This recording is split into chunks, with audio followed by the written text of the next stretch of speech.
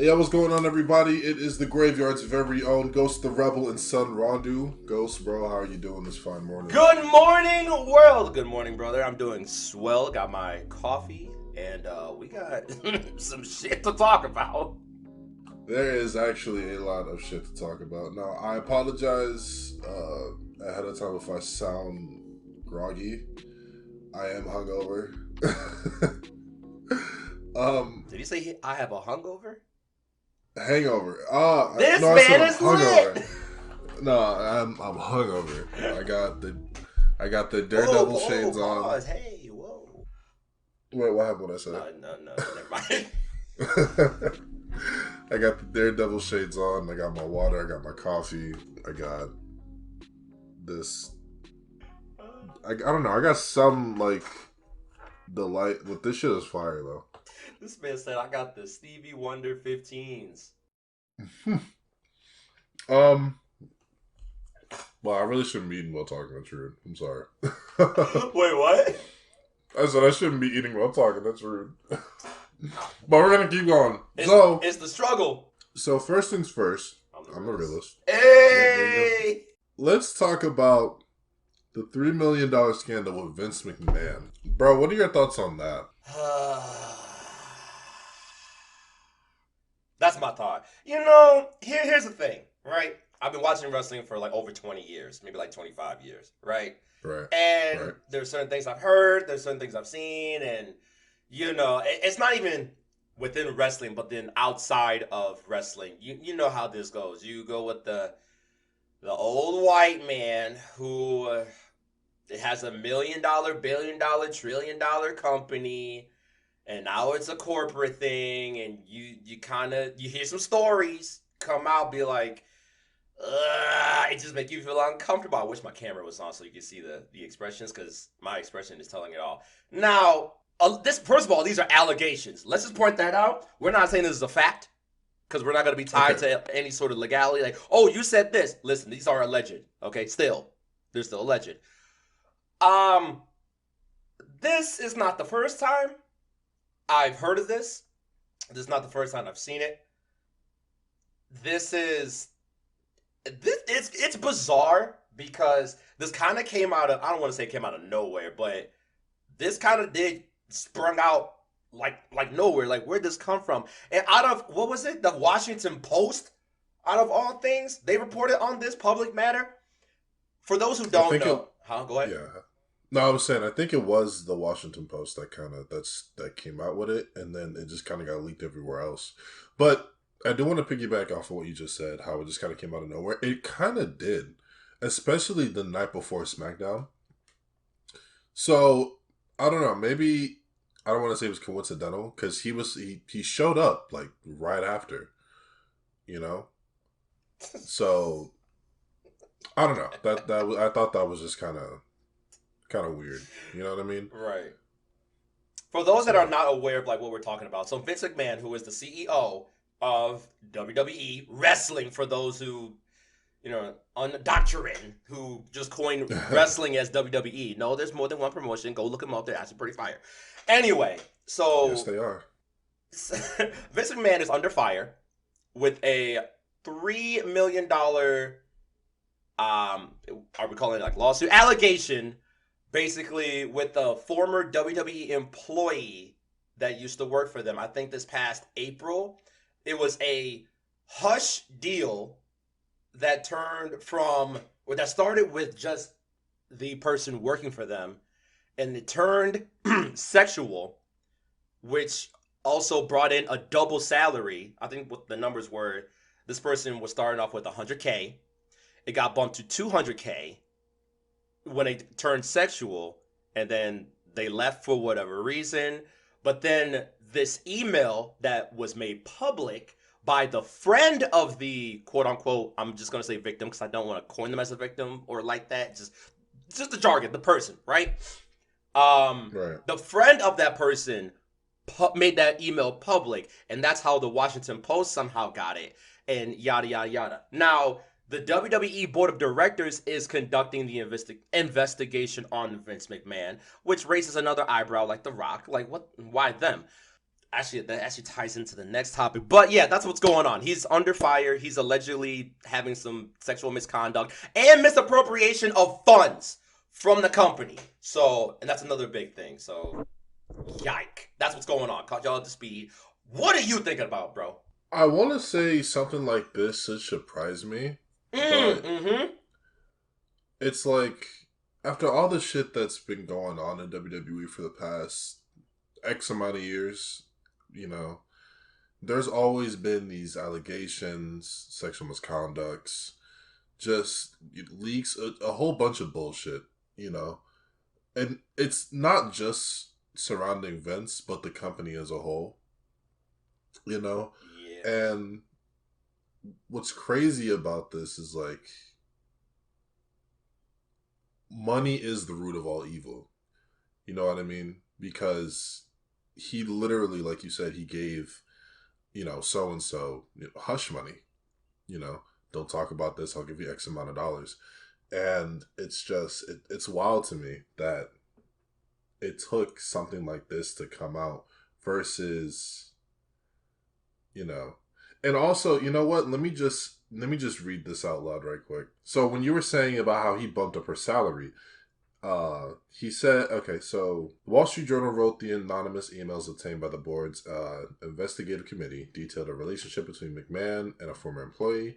When the relationship turned sexual, McMahon allegedly increased her salary as a paralegal from $100,000 to $200,000, and gave her like a toy. Yeah. To WWE. That bullshit. Executive gave her to John Laurinaitis, who was the head of talent relations. And it's like, Johnny, my boy.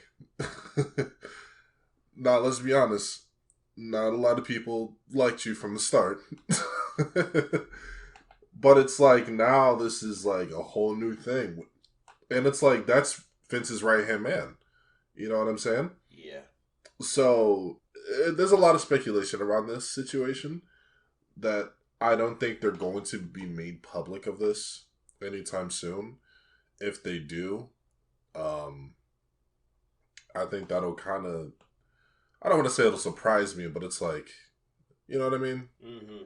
It's like one of those things where it's like, okay, we now need you to know what kind of man he really is, even though we already know what kind of man he is. Right, like deep down, we kind of it was like an assumption that over the years, it's like, well, that assumption is starting to become a little bit more true, even though we don't have concrete evidence. But it's just like, given the character and the shit that he has done, that he has, it's just like, it adds up to it. And also the balls of him to show up on SmackDown last night live. But you see, that's Vince though. Exactly. Vince has always been that man. He's always been that kind, and I'm not condoning it when I mean he's always been that man. He's been that kind of person, right? Since Attitude Era. If we're gonna be honest, he's been that kind of person. You know what I'm saying? Yeah. Because he feels like nobody can touch him. Exactly. He really thinks he is a god in the wrestling business. Like, I'm not gonna coin you as a god. Okay, so I saw the segment of him coming out live, I think either last night or this morning. Now, I'm not trying to blame certain individuals like in the crowd specifically, but I found it weird that when he was out there, some fans were clapping. Now, I don't know if they don't know about the situation, but let's say I'm live, I'm booing you the fuck out of here. Like, yeah, I'm in your establishment, I'm in your company, but we don't fuck with you no more. We fuck with the wrestlers, and it should be about the wrestlers. Right. But now you've centered it around business over the workers, and there's a plethora of evidence to back that up. But again, just like the balls of him to come out there and do that spiel for 10 seconds and then just leave, which he can do, but it's just like, you didn't help anything.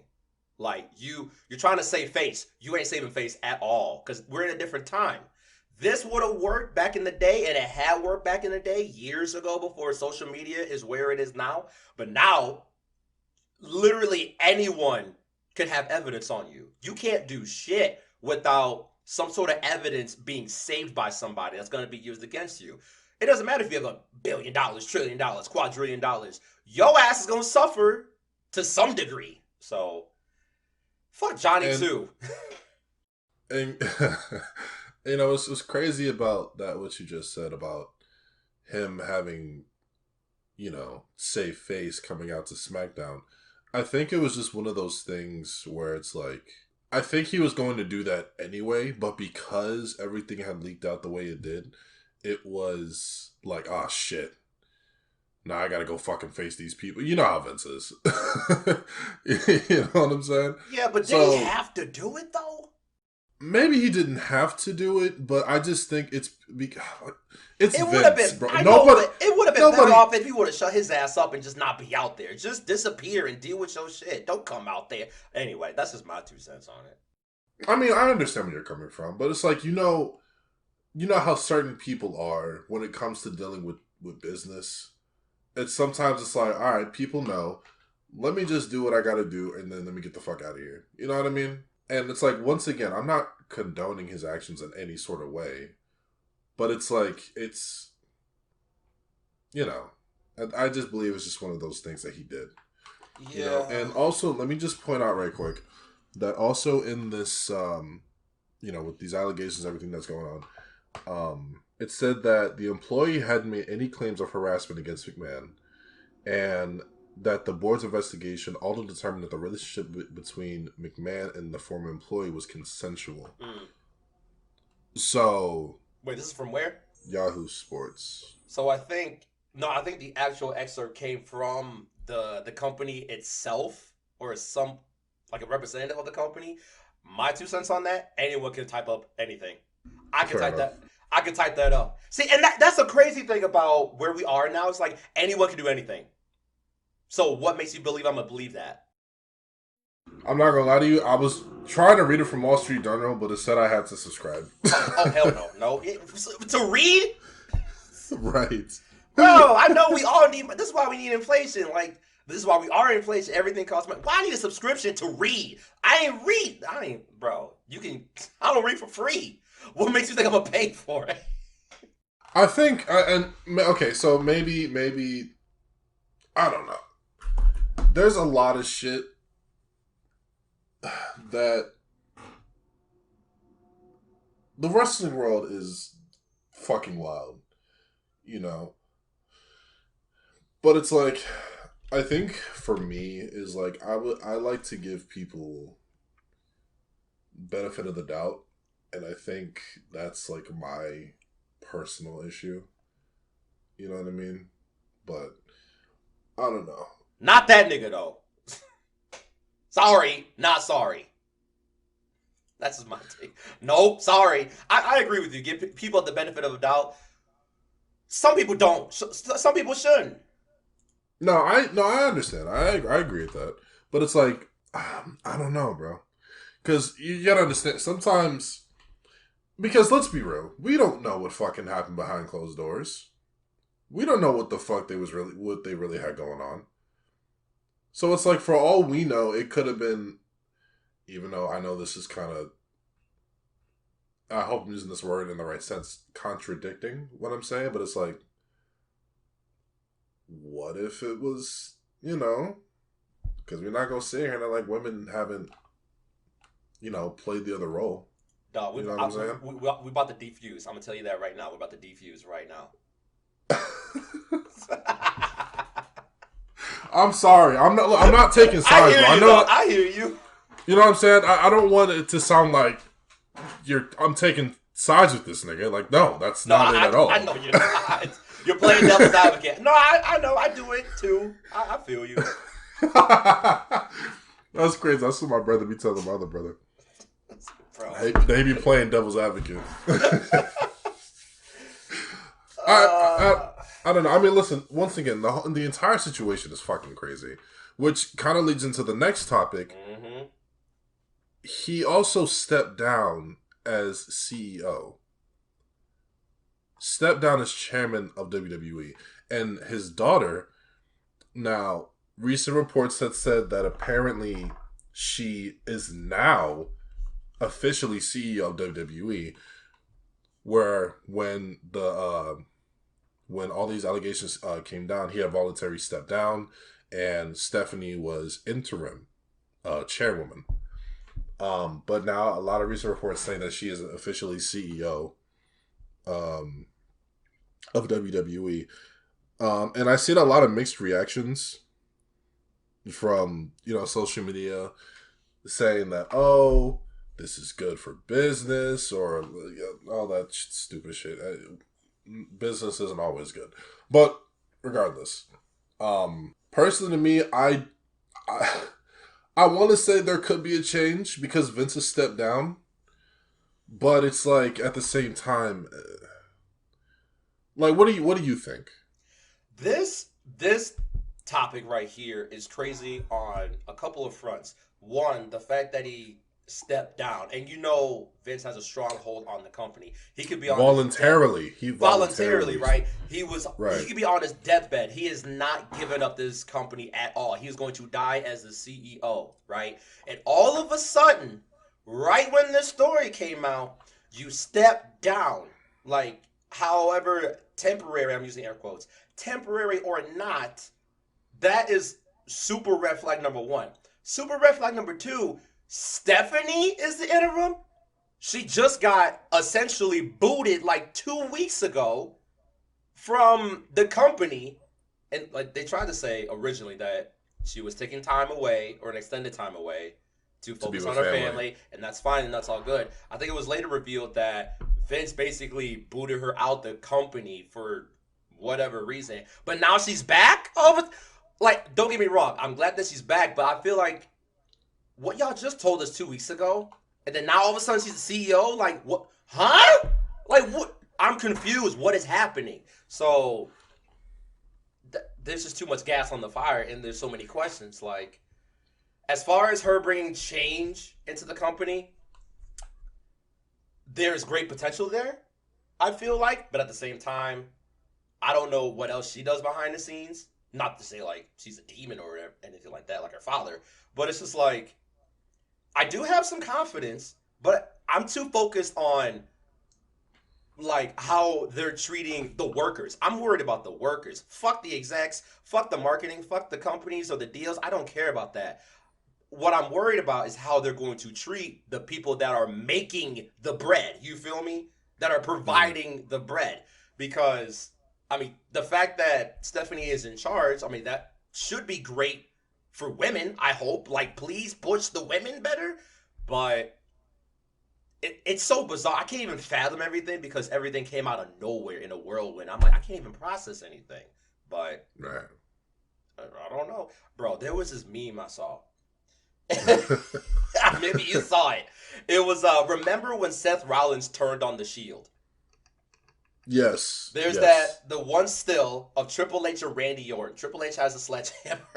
I think Triple H is normal, but then on Randy Orton's body, they had Nick Khan on Randy Orton's face, and then Roman had Vince's face, and then Dean had Shane McMahon's face. Seth was Stephanie. I was like, oh, hell no. This is hilarious. It makes sense. It makes sense. And what's crazy is, like, my brother had told me that. He told me that since, because nobody really knew, like, what was going on around the time when they found out that Vince had stepped down. And so my brother told me, he was like, yeah, bro, Nick Khan's going to take over temporarily. I said, God damn it. Right. God damn it. That's it. WWE's fucked. Let me step over. I gotta go. Right, bro. And see, that's the thing. You basically just said it. The WWE is kind of fucked right now. Like, if they weren't fucked before, they're definitely fucked now in more ways than one. From the exec level to the creative level to the worker level. But him stepping down as CEO and then Stephanie coming in is like it's a mixed feeling for me. It's just like, oh, well, that's cool that Stephanie's in the fray, but that's also like, what the fuck? That's too convenient for words, given like what happened 2 weeks ago. But so, because he's gonna come back. Vince still has creative control. By the way, I want to point that out. So he's still in charge, but which begs the question, what the hell is the difference then? He stepped down from CEO, but he still has creative control. Like what? So, huh? What? Like, it's so Well, then, confusing, you know? I guess it doesn't even truly matter then if she's CEO or not. That's what I'm saying. So, like, I think they're just saying, like, oh, she's in charge, but she's really not in charge. You feel me? It's like a coding, like, okay, Vince is stepping away for a little bit, but eventually, once the situation is done, he'll come back. I'm like, no, no, the stuff is out there now. You better keep us informed, otherwise, well, there's nothing we can do. The WWE is like so up there. There's nothing that we could do. It will literally take the whole world to either stop watching or something catastrophic, knock on wood, to happen to where we don't watch the product anymore, and then just, whatever. Anyway, I ain't saying shit, but you heard it here first. I don't know. I have a lot of mixed emotions as well. I also had a theory. I don't want to turn this into like some kind of conspiracy. Oh, we here. Like, I'm here for it. I'm up and awake. What if Vince is really like? What if he's sick and this scandal is like something to cover it up so people don't know that he's actually sick? Like what? Like he's dying sick, or like he got COVID? Like what's going on? Like he's sick. Like he's knock on wood. Like he's dying. Like what if? Maybe, I mean, look, I ain't gonna lie. This sounds like a reach. No, I'm here. You already reached me. I grabbed on, bro. I'm there. I mean, hey, look, that's just my 2 cents on it. Vince is so dramatic, and he is petty. I can see him doing it. Don't ask me if I care. Don't ask me if I care or not, because you gonna hear something that you don't want to hear. No, facts. Just like, first of all, I wish death upon nobody. You feel me? I'm a podcast listener. Yeah. First of all, how you doing? You doing good? You got your water? Drink some water today. But if anyone needs to go, hey, sorry. Chill. I'm a chill. Universe, karma. I'm not saying that. You heard it here first or second. Hey, I will say though, Thanos is right. Thanos was right. Half of these niggas need to go. Half of these niggas need to go. And that's what I'm gonna say on that. Ain't no one specific. Just some of y'all need to go. That's a good thing. Oh, I like that. I like the way you said that. I'm not wishing death upon nobody, but Thanos was right. Thanos was right. Nobody died painfully. They just got dusted up in the air, and that was it. There's nothing we can do about it. Hey, I didn't snap the glove, did you? Shit. So, moving on to the next topic. Yes, sir. Sasha Banks' rumored release. At this point, we don't really know what's going on. Going back to the last podcast, kind of like the MJF pipe bomb, we don't know if it's really a work. We don't know if MJF is really fed up. We don't know if Sasha's really gone, if this is a work. We know that her and Naomi had posted. Naomi had posted first, and then Sasha just recently had posted on social media since leaving the company, and both of them seem happy. Sasha has like her she has like her original look from when she started in NXT. Got the brown hair with some, I don't want to say highlights, but it was like brownish, blondish hair. Yeah. And they both seem happy. So I don't know. What do you think, bro? Now I read a story this morning before getting on here that it's a little bit more and more turning into a confirmed thing. My take on it, I still don't know. Like, I feel like this is definitely real. I don't think this is a work. This is like real. Now, as far as the release, first of all, I'm all for the workers. Like, if you're unhappy somewhere, fucking leave. Like, it doesn't matter, like, how much ducats are getting paid, or because consider this is Sasha Banks, bro. This ain't just like a no, not throwing shade anywhere, like an Aaliyah or Shotzi, right? Or anyone else. This is Sasha Banks, bro. When you hear Sasha Banks, you think of money. You think of main event. You think of, like you put her up there on, I don't want to say on par, right? I hate levels. But with Charlotte Flair, everybody know who the fuck Charlotte Flair is, right? Sasha Banks, same thing. So the fact that you're not making your star player in the company happy, given that she's one of the best in the world, that she is main eventing, she's breaking demo like records, or like being the competition on certain aspects, being a clutch player, like she's very reliable, she's engaging, face or heel, like she puts on clinics, right? But you're not Right. giving her the same treatment as a Charlotte Flair, you pretty much be upset. And this is not her first time. This is not her first rodeo. She's been upset over the last few years, and the company has tried to cater to that. But I feel like versus a Charlotte Flair, they will cater to her through the ends of the earth. Whatever Charlotte wants, they will do whatever in their power to do. But they're not doing the same thing in Sasha, which Because you is gotta understand what you gotta understand is also it's like she's also a second generation superstar, bro. is she? Oh, you mean Charlotte? Well, yeah, Charlotte, Oh, okay. not Sasha. And that's also crazy when it comes to a lot of WWE talent. It's like when your last name is the same last name as the original wrestler. Like, for example, Dusty Rhodes. And then we got Goldust. And then we got Cody Rhodes. You got, I forgot Randy Orton's great grandfather's name, but you got Bob Senior, I think. I think it might have been Bob Senior. I'm probably just tripping, but it's like you got Bob Senior, you got Cowboy Bob Orton, then you got Randy, and then you got Ted DiBiase Jr., which I think he had a lot of potential, but WWE, you know what I'm saying, that whole thing. Right. But then it's like Ric Flair, 16-time world heavyweight champion, bro. Man's a legend. You know what I'm saying? And so it's like you got his daughter there, who's like what, 8-time women's champion? No, she's Some like shit like that. no, she's up there as far as championships. She's like 14 or something. Jeez, which makes no fucking sense, in my opinion. But it's like, go off, sis. But it's like you got a last name like that.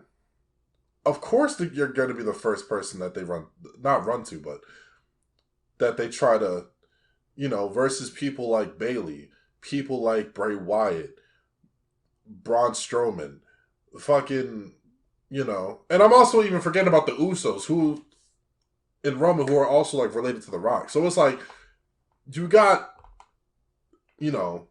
leeway. Not, I don't even say leeway,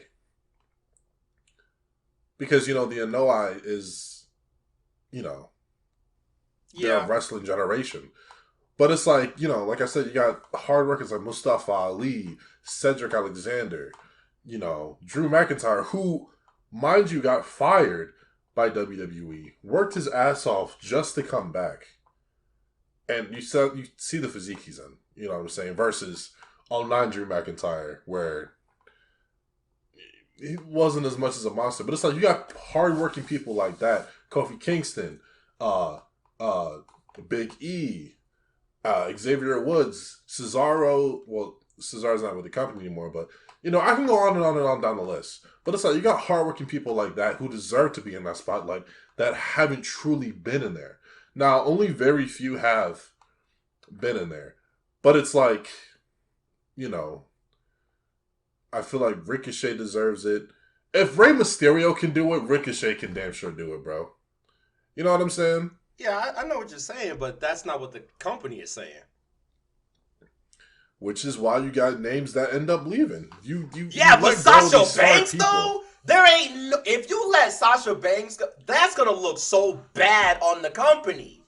Bro, they've already let go so much good talent. Right. Like, not even good talent. They've let go so much great talent all fucking ready. So you really think that them letting go Sasha Banks is gonna be, come on now, detrimental? Yes. Because wherever she goes or whatever she does, that's where the money and that's where the fan base and that's where everything else is going to go. Well, then As a that's WWE, once you again. don't want that to happen, especially if she goes to AEW. Which you already know that's where she's gonna go. I don't know.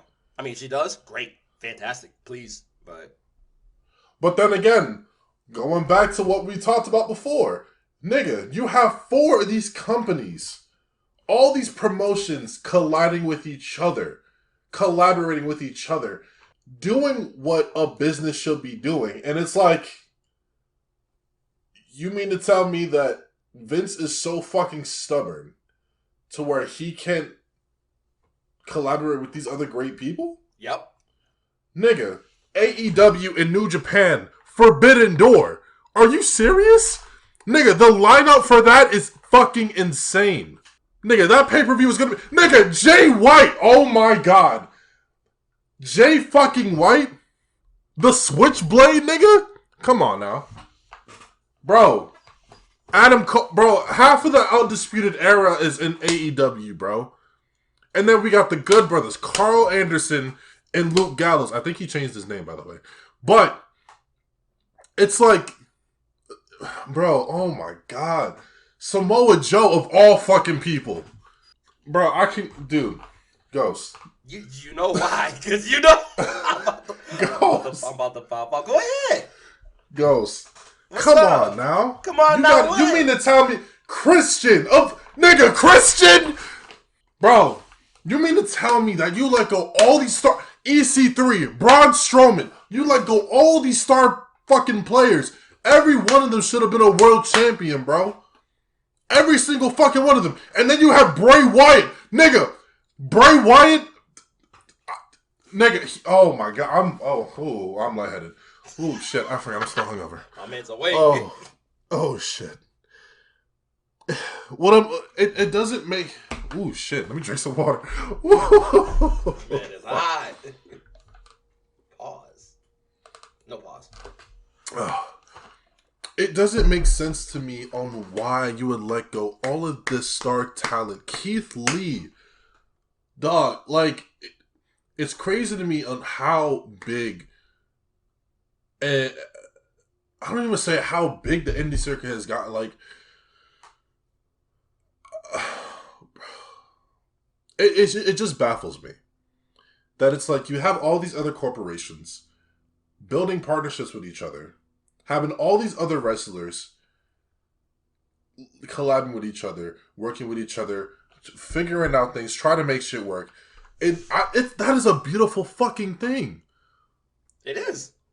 Bro, 4 of these companies. I think at first it was AEW and Impact, right? AEW and Impact had a thing going on. And then AEW and Ring of Honor. And now AEW in New Japan.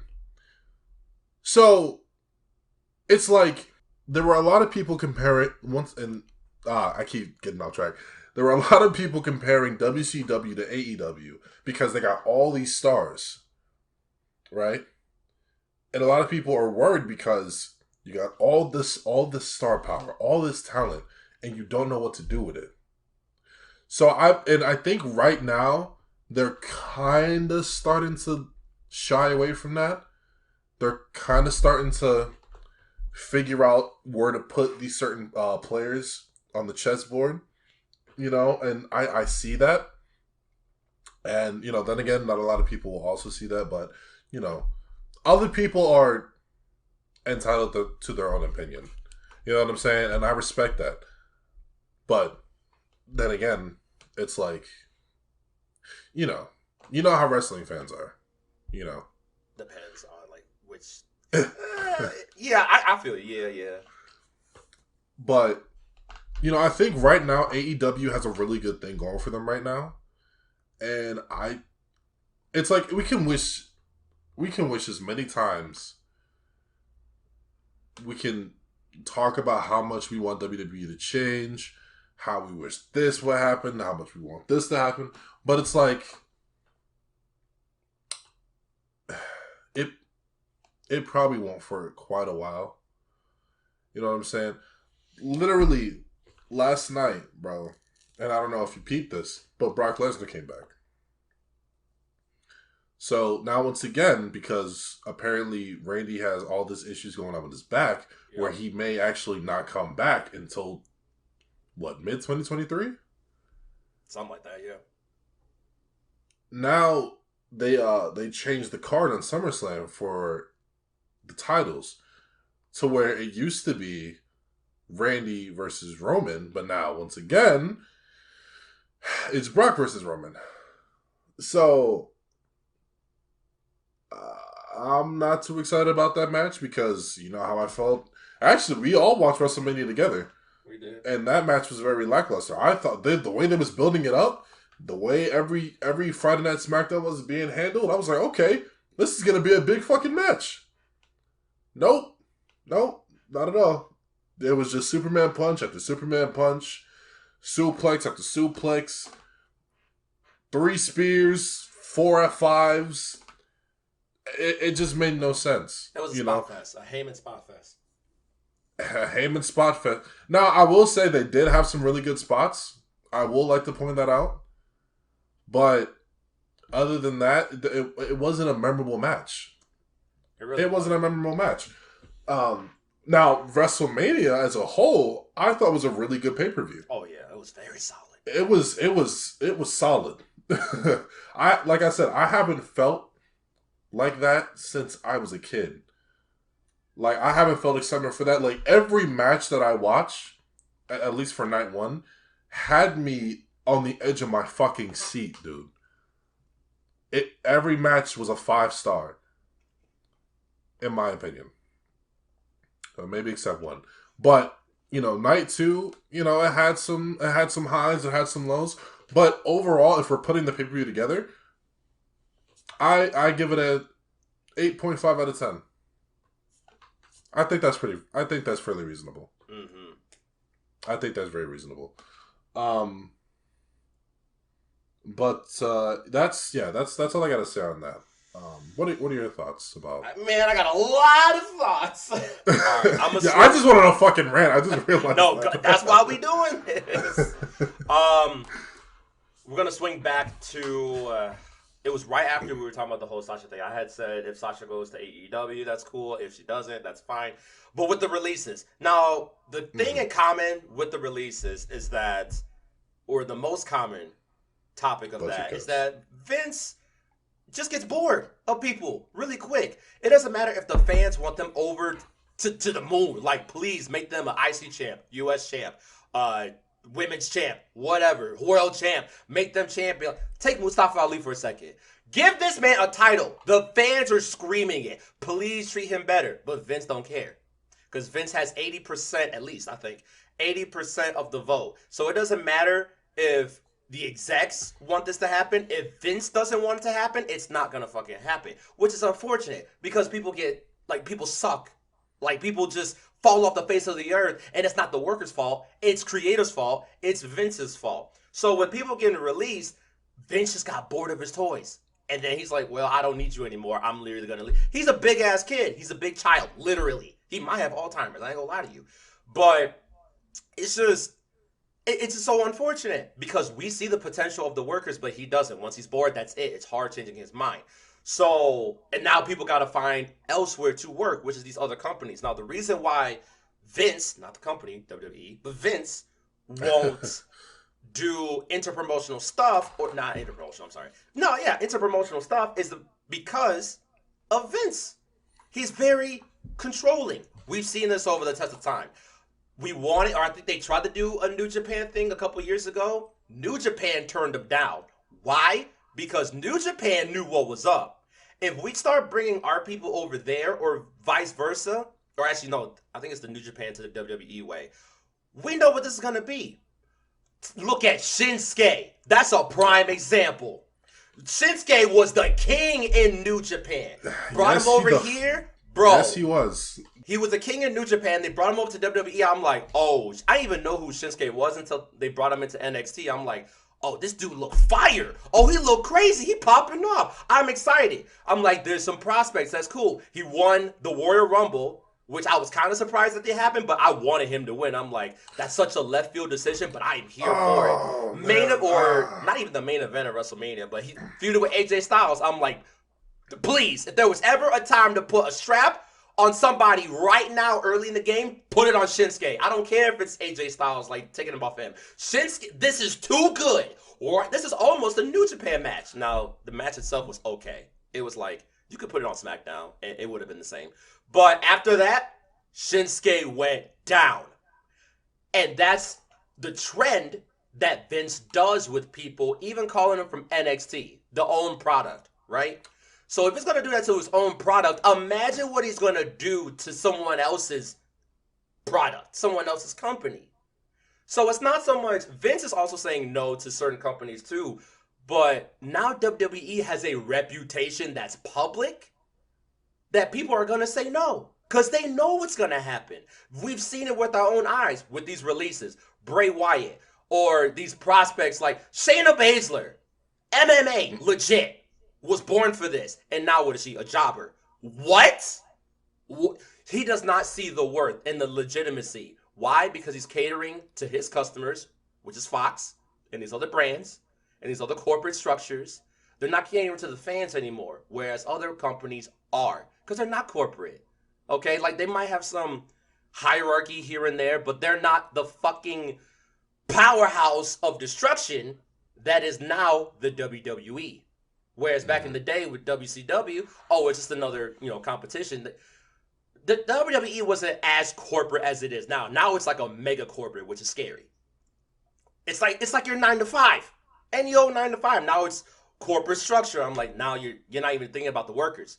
You're thinking about the next jump to like the pay grade that's going to be put into your wallet. We ain't worried about the wallet of the workers, whatever. Or they'll be petty and say, we'll blame the workers. Oh, they weren't working as hard enough. Who did they release from NXT? It was like, oh, they weren't working.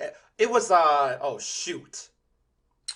Dexter Lawrence. It was some, it was like a big bald dude with like no eyebrows. He was supposed to be like the next Brock Lesnar or some shit.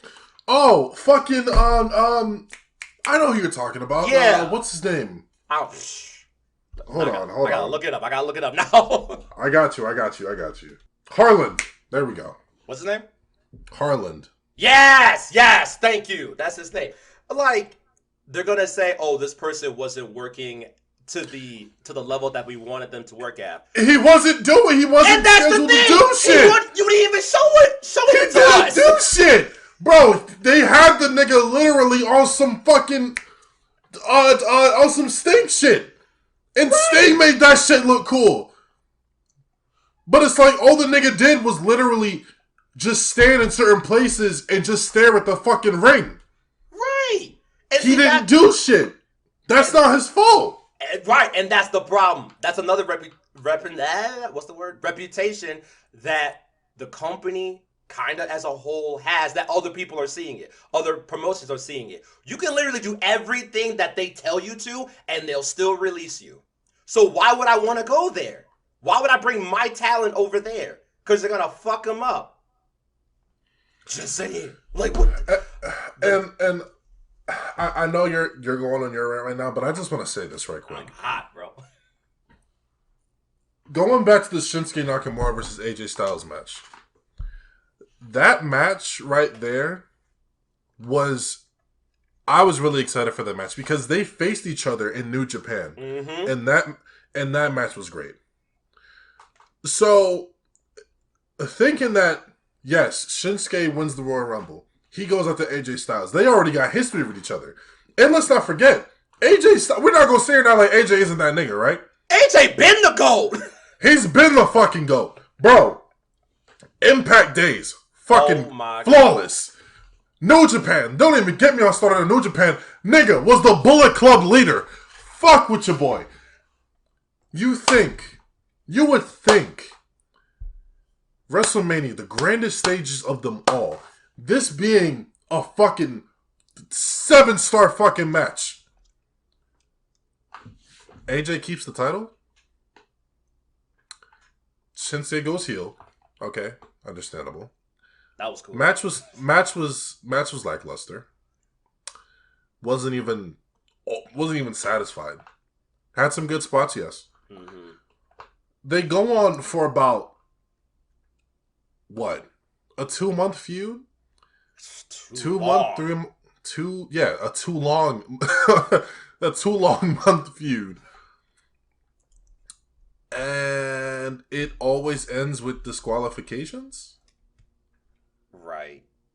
It's to the point where it's like, what are we doing? And don't even get me on Samoa Joe. That shit. That was just a Bro, waste. right when they promoted the whole AJ Shinsuke thing, I was like, oh, this feels different. Like, this is not no normal match. This is almost an indie match if you could do it right. But if they did it right. if they did it right, but they didn't.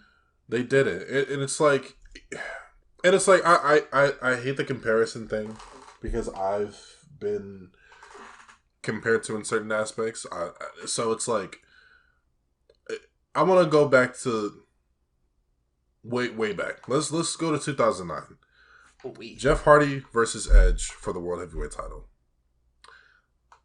That match was spectacular.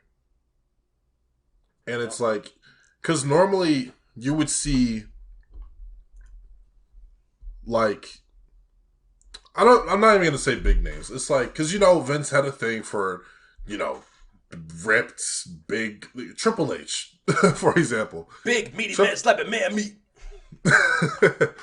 It's like, you see him, main event caliber, world champion.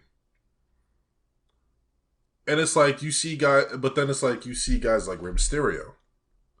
You see guys like, Tommaso Ciampa, Johnny Gargano. And it's like, you wouldn't really think they're world champion material. But they've done it. You know what I'm saying? Yeah. So, it's like, with seeing that match, you would kind of expect it to change hands. Because I think Styles had the title well over 2 months already. Well over 2 months, if I'm going to be honest with you. So, I don't know. I think he had it for like 6 months, I think. Yeah, that's what I'm saying. I couldn't really put a number on it. So that's why I said well over 2 months. He got it off of... Jinder Mahal. Oh, was it? Jinder? Oh, my God. Even that was... Yeah, so I didn't mean to take you off here. No, you good. Bro. I think I was talking about Vince McMahon just being Vince McMahon. He's a control freak. Okay, that's why everyone suffers. Like, if it's not up to his liking, it doesn't matter. But the problem is that it's now hurting the company as a whole. But he doesn't know that. Like, no, I think he knows. He doesn't care because he feels like he's God. He can fix it. He can fix everything. Right? Don't listen to the fans. Like, listen to me, because he thinks the fans are goldfish. He thinks the viewers are fucking children, but he's the actual child. That's number one. Number two, look at the company as far as WWE. Look at the company right now. You got top players either injured or they're not here for whatever reasons, i.e. Roman. Right? Oh, it's the Brock Lesnar thing too. The fact that you are not trying to hold down Sasha Banks and cater to her every need when you need star players in your company, especially now, it boggles me. Like, why wouldn't you do it? Like, just hold them. Okay, you have no one else to rely on. What? We see the same people every single week. We've seen the same people for like a year straight, essentially. I'm like, it's the same fucking routine, the same thing, the same story, whatever. We yearn for something different. It don't have to be like drastically different, but just like throw in I don't know, just like a weird wrench in it, just a little bit. Be like, oh, that's interesting. Okay, cool. But where the fuck is Bayley? Bring her back. Cody's gone. Randy's gone. Roman is on Roman holiday. Like, Brock. He's on the island of relevancy. The island of relevancy, and just like cool and whatever. But I'm like, just get the title off him, because now we forget that he's the champion. I'm like, that wasn't smart, because now we don't see it at all. This is worse than the Brock situation, like, honestly, because I thought that was bad too. When he was Universal Champion, I'm like, we don't even see the title, so it don't even matter. But now that Roman has both, it double don't matter. I'm like, they don't have long-term storylines. They change everything on a whim. It's like the ship is sinking slowly but surely, it's staying afloat. It'll stay afloat for a while, but it's just like, I don't think y'all know or see how bad this really is. Like I said, Bayley's still out. She's ready, but she's still out. How long did it take Alexa Bliss to come back? Now Sasha's gone. Naomi's gone. Cody's gone. Randy's gone. Literally, the whole roster could be injured, and then what? You got nobody. You got no story. You got no workhorses. You have no new stars because you refuse to push them. Look at Ricochet. This man has been United States and Intercontinental Champion, and both of those don't seem like they were real or legitimate at all. And that's a damn shame. It's just... Oh, God. Yes. Bro. And then now you have the workers complaining or trying to vent through whatever means, Twitter. And we see it. We try to help them, but there's nothing we can do because, you either risk getting fired or it's just kerfuddled. The whole thing is kerfuddled, and I don't know how they're going to fix this. And now you have the scandal. I understand the Brock thing. Am I happy about the Brock thing? No. But we know what this is, right? It's almost like you can telegraph how this is going to go. This is a very last minute thing because of the whole Randy thing. And unfortunately, Randy he has to have surgery. That sucks. So they chose Brock. That's fine. Okay. Brock's not going to win. What they should do is have him win. Now at this point, you have to throw a swerve. Because now no one is going to believe what you're about to give us. So you either need to change our mind or surprise us or do some sort of shock value. Otherwise, we know what the fuck this is, and now we're bored. Now we don't care about the company no more. You see how this domino effect? You know what they could do? You know what? Okay, it would be a huge swerve, and I swear to God, if this comes to light, I promise you, they took it from me. What they should do, honestly, is not put both titles on the line, but so you remember how I told you how I had this crazy thing about Broken Dreams, Drew McIntyre coming back, yeah, him winning the title, So I think it would be great if they put the title on Brock. That would be surprising. Not saying it really would be a swerve, but it's like, well, I guess that kind of is the same thing, right? It depends on how you're looking at it. I see what you mean. Yeah, so I think what they should do is they take the title, they take the WWE title off of Roman, give it to Brock. Seth wins Money in the Bank, right? You see where I'm going with this? Okay. Wait, hold on. They take the WWE title off of Roman. Okay, they take it off of Roman, give the WWE title to Brock, because that's Raw's title. Seth Rollins wins Money in the Bank. Okay. Right? You know what I'm saying? Now, we all know how Seth is. Very calculating, high century. You know what I'm saying? Yeah, that was a pretty big fucking moment. Okay. Have Brock feud with somebody else, right? Have that thing, molded and, melted. Seth cashes in, takes the title off of whoever wins. They got them feuding for a little bit up until Cody's return. Cody wins Royal Rumble, faces Seth for the title, wins WWE Championship for the family. I think something like that could work. Oh, okay. I like that. I'm about to do a little alternative if you don't mind. Go for it. I think if they were to do that, put the Universal Championship on Brock. Then have Seth cash in on Roman, get the WWE title, and then continue that whole thing like you said. Have Cody win Royal Rumble. Seth is still champion. Now we have Seth versus Rollins Part 4 for WrestleMania. Money right there. It's a long-term storyline right there.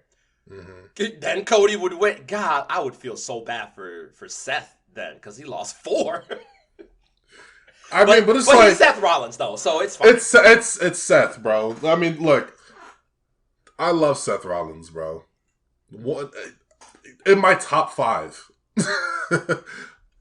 But it's like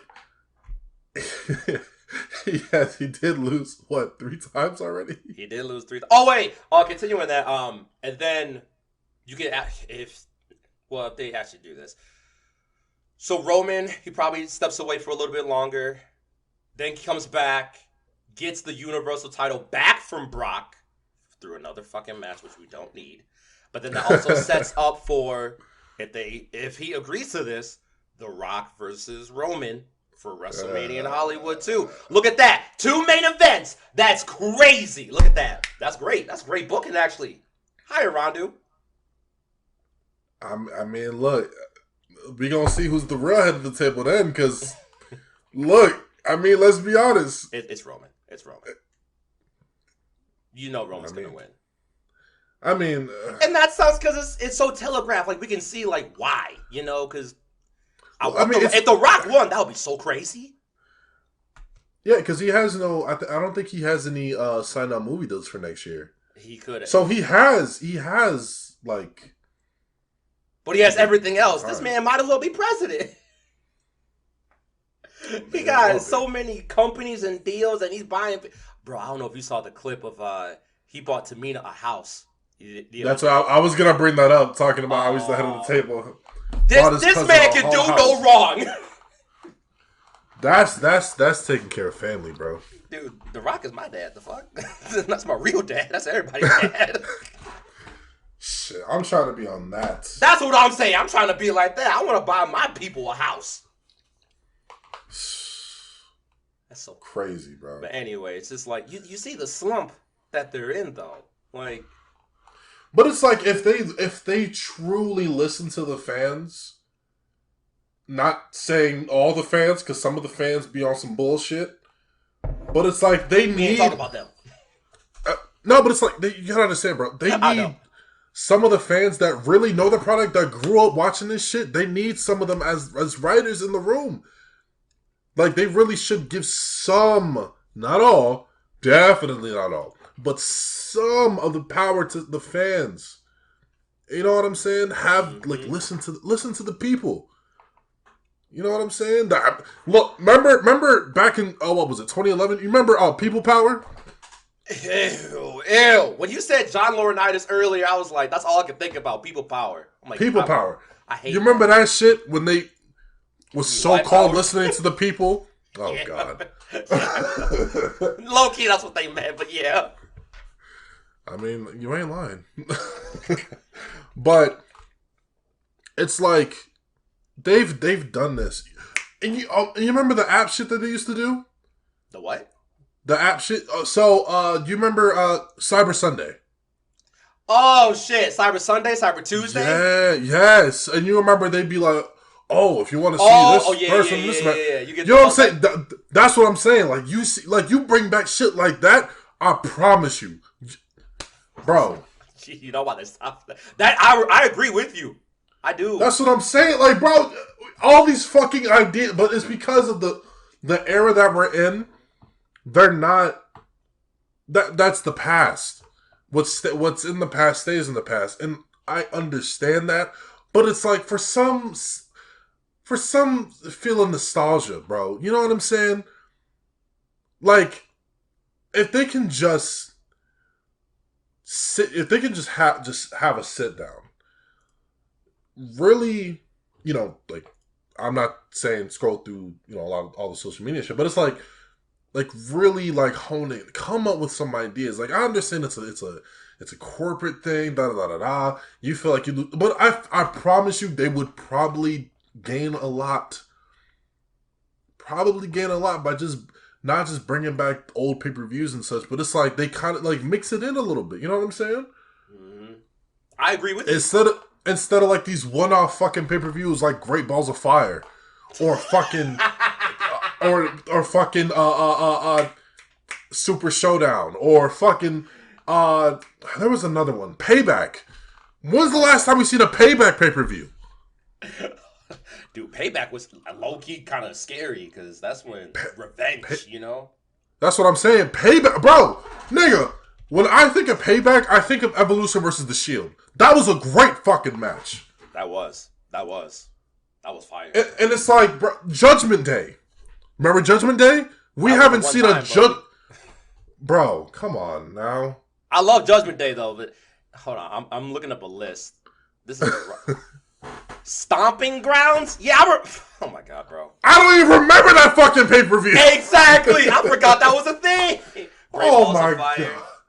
Great Balls of Fire. Stomping Ground. What the fuck else was there? Wait, didn't they have Evolution twice?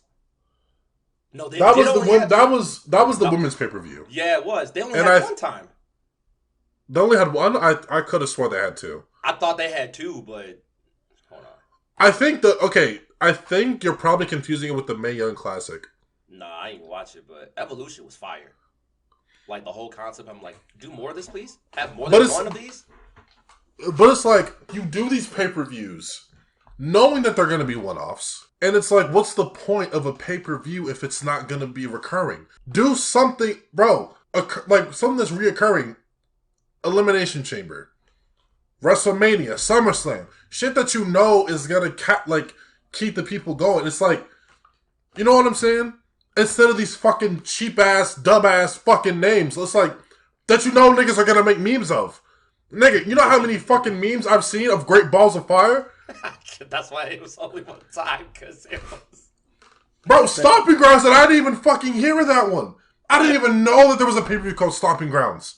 Yeah. But it's like the concept is dope. Because they kind of, when I think of Stomping Grounds, I low-key think about One Night Stand. Extreme Rules. You know what I'm saying? Breaking Point. Oh my god. You remember that shit? Breaking Point was fucking fire. Breaking Point was fire. I love that whole concept. Bro, let's not forget No Mercy. That definitely had more than one, but I love that one. Definitely had more than one. That's what I'm saying, though, bro. That's what I'm saying. You got all these legendary pay-per-views, bro. Breaking Point definitely had, I want to say, maybe 2 or 3 pay-per-views. Maybe 4. I might be pushing it a little bit. But it's like, you remember this shit. You've seen it. Bro, the matches on those fucking pay-per-views went fucking crazy, bro. Yeah, they did. But now it's, the reason why they won't do it is because of marketing. And come on, I get it. Like, I fully agree with what you're saying, 100%. But the problem is they're now looking at spreadsheets and they're looking at trends. If it's not popping like they wanted to, they're not gonna do it again. Or if it's like a nostalgic kind of stipulation or a match or pay-per-view, they may keep it around, i.e. Survivor Series. But now it's a gimmick. Now it's a meme. Hell in a Cell. It's not even scary no more. Now it's a gimmick. Money in the Bank. It's still fire now, but it's becoming gimmicky. But like, it's a stable now. They're trying to make it to a stable, and then they'll just keep going where the money is. So these one-offs they really don't care about, which sucks because I like it. Fatal 4-Way. I totally forgot that was a pay-per-view. And you see, and it's like, bro, okay. Oh, man, you're about to bring me back. Bring it back. That's why we here. Dog. I remember, it's like, okay, whenever they would bring these pay-per-views, it's like, when I first heard of Fatal 4-Way, I was like, I honestly thought it was kind of stupid. Because I was like, well, that's a stipulation. That's a match. Why would they... Right. Why would they make that a pay-per-view? But when I kind of saw the concept, I was like, okay, it's different. I kind of like it, you know, because when I think of Fatal 4-Way, I think this happened when it was Undertaker, CM Punk, Batista, and Rey Mysterio. When Batista went heel, was that a Fatal 4? I know it was a Fatal 4-Way match, but did that happen at Fatal 4-Way? Let me bring it up. I think that sounds accurate. I think that might have happened at Survivor Series. When did this happen? This happened 2010. Yes, when Batista went heel. That was a great heel run too, by the way. Because I know that Fatal 4-Way also had a 4-way match too. I think Jack Swagger was the champion around that time. Yep, that's the one I was going to say. Yeah, and then Rey Mysterio, I think Undertaker was in that one? Nah. It was Rey Mysterio defeated Jack Swagger, Big Show, and CM Punk for the World Heavyweight Championship. Okay. But still, that's pretty valid. But it's like, they weren't one-offs, though. If anything, it happened... Did it happen twice, or was it one-off? Was it pay-per-view, or...? Yeah. Yes. This is a one-off, I believe. Okay, so it's like, all right. Okay, so they've been doing one-offs for quite some time now. Okay, it makes Way sense. more But now than back then. yeah, but it's like, man. Bro, you remember Capital Punishment? I do. That was a Yep. good one. I just saw the poster for that, and this shit is so bad now in hindsight. Just like, because they had Obama as the referee, and the poster is, you know how they do political cartoons in newspapers and shit? Oh, God. So it's like that. And the two, I guess the main event was Rey Mysterio and John Cena, but just looking at it was like, this is so just marketing. Like, this is so bad and political. You could just tell. But like, we're younger back then, so we didn't care. No, we didn't. And it's like, it just baffles me on how crazy this shit has gotten, dude. Right. It's just fun. It's just crazy. Oh, a good spinoff. Look at NXT. How they're trying to bring back old pay-per-views and try to rebrand it under NXT, the Great American Bash. Don't forget Halloween about Vengeance. Havoc. Don't forget about Vengeance. Vengeance. That one too. I'm like, see, you would see the new viewer, they wouldn't know. They wouldn't understand. It's just like a name for the pay-per-view, whatever. But if you've been around for a while and you know that these were legit pay-per-views back in the day, like, oh, you get some sort of nostalgia. But now they're trying to put it over to NXT, and I get it, but it's just like, you gotta explain it better. Like, give us a little history. Like, what's the Great American Bash, y'all? But they won't tell you that. They're only doing it for marketing. And you know what's crazy about that? Now, SummerSlam has been around since 95? SummerSlam is great. SummerSlam is fantastic. Let me see. SummerSlam has been around since, what, 95? Bring back the old logo, please. 1988. 1988? 1988 was the first SummerSlam. Damn. Well, look, it's like, okay, well, bro, like, God, I'm actually kind of fucking speechless. I don't even know how to process that. God damn. I thought I was on point. Normally, I'm good at this shit. I lost my train of thought. Okay, yeah. So, it's like nostalgic. SummerSlam. And going back to what you said about bringing back old pay-per-views for, for this time. It's like they've been doing that. Remember old school Monday Night Raw? Yeah. It just makes me feel some sort of way because it's like, it ain't real old school, Yeah, but I remember. That's true. But it's like, then again, but it's like for back then, what was like, what, 2013, 2014? It's like, it worked.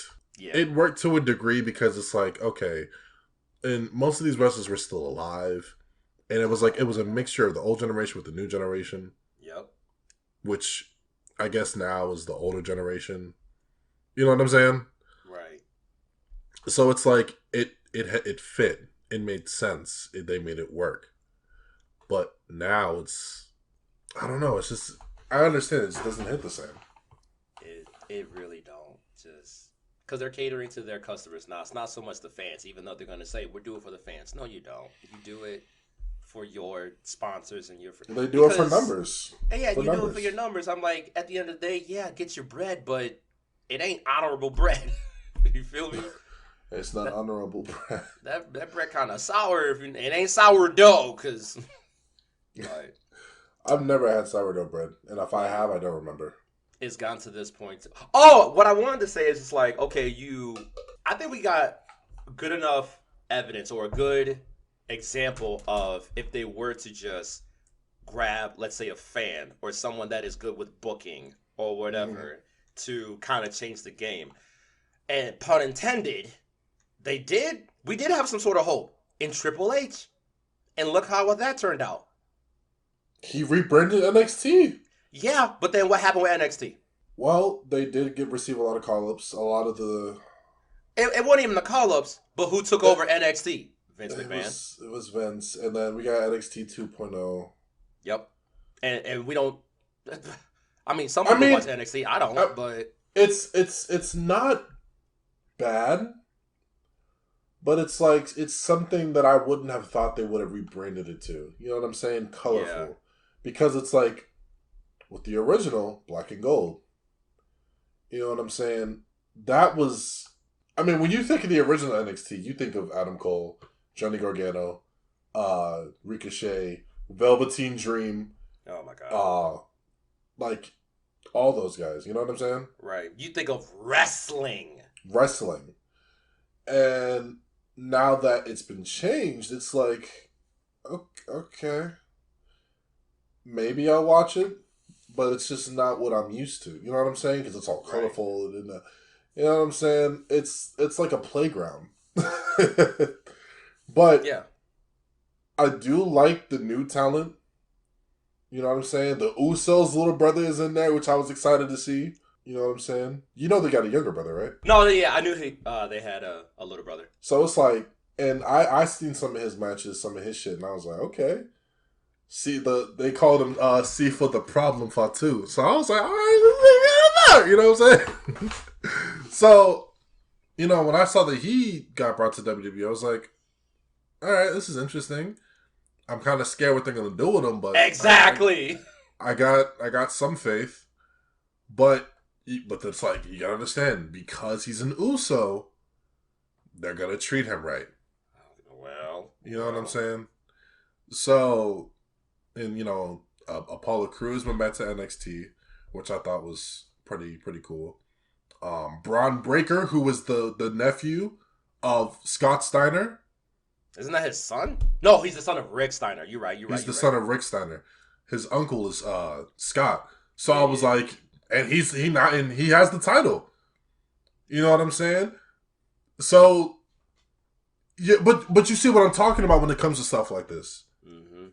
You know what I'm saying? They cater to people who got like a legacy, like that has a lineage. Yes, you know what I'm saying. And it's like as cool as it is.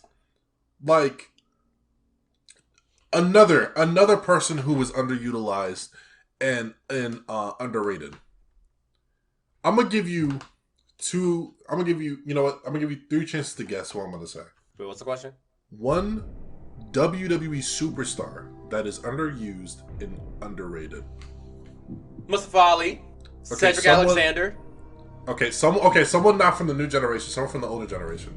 Someone from the old generation that is still there that's being underutilized. Can you give me what show are they on? I think right now they're on SmackDown. I think.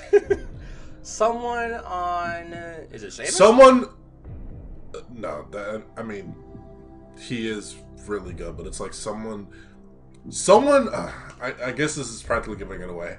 Someone who should have been world champion more than once. World champion more than once. So they've been world champion. They've already been world champion once. They were world champion once. Is it anyone from the New Day? No. Shit, I forgot who's on SmackDown. He might be on Raw. I think he's on Raw. He was. Oh God. I'll just say questions. This is black and white. No. I want to guess. Black or white? He's white. Male or female? Male. White male on Raw, potentially. No, let me filter it. Oh my God. I have not been on the WWE page in so long. For good reason. For sanity reasons. They've been world champion one time. I'm gonna figure this out. Give me a second. I got you. I guess if we're gonna be technical 2 times, but the first time didn't really count. Okay, well then, like, what do you mean the first one don't count? They should have been world champion more than once. Well, technically 2 times they won. Like, what? I know. I'm okay. really So a multiple time world champion, but they haven't been brought up to the level that they should have been. Yes. Okay. And they're on the roster now. Okay. Hold on. Give me a second. Oh, this is how you feel. This website is ass. Let me look at Raw. Is it? No, you said white male. Nope, you are not white at all. Are you gonna say Dolph Ziggler? Yes, sir. Dolph Ziggler, bro. What do you have to say about that? Because I would agree with you like 100%. Right? R-Truth is a fucking vampire, dude. Dude, that man is like 50 or 51, and he still looks the same damn way as he was in TNA. And he won more titles in TNA than he did in WWE. That's He sad. so did. This man was a 2-time world champion in TNA. I was like, oh, he with the shits. I like this. Hell yeah. Should have won the WWE title against John Cena. But anywho. Yes, he should have. Yes, he should have. Oh, bro, that was a feud. I was like, yo, if there was any time to like do a swerve, oh, put it on Truth. Let's just see what happens. I'm here for this. Because that storyline was kind of fire. It was random. I was like, I'm here for this though. When he turned on John Morrison, oh my god, John Morrison should have been world champion. Anyways, let's move. Let's move. Dolph Ziggler, when he first won the world title, which I believe it was off of Alberto Del Rio, because the second reign, technically, I feel you. The second reign shouldn't have counted, but they pull like a whole edge. No, the first reign was when he. Oh, yeah, and then Alberto got it back after he got concussed. Got it. Okay, yep. You're right, absolutely. And he only had the title for like, what, 60 days? I think. Who, Dolph? Yeah, the second time. Yeah. So it's like... He's a great seller, right? He is one of the best sellers. He's one of the best talkers. He's great. Now, I don't know why I'm not convinced that he could do another one. Maybe I don't know. Even with the NXT title, I'm like, oh, okay. Yeah, that one kind of came as a shock to me, but I'm glad that he won a title that wasn't it. And I just think he doesn't get enough like respect. He's won the Intercontinental title on more than one occasion. I think he's what, 5-time Intercontinental champion? I think he's won every title except for the WWE one. He's won every... Bro, are you serious? Yeah. Come on now. But stop playing. Now, okay, if I look at Dolph Ziggler now, are we looking at him now or are we looking at him back then? Because now I'm like, for me, he needs like an edge. Like, I need him to be like, he's not in the conversation. Put him in the conversation like... That's what I'm saying. If they put him in the conversation, I'm telling you, bro.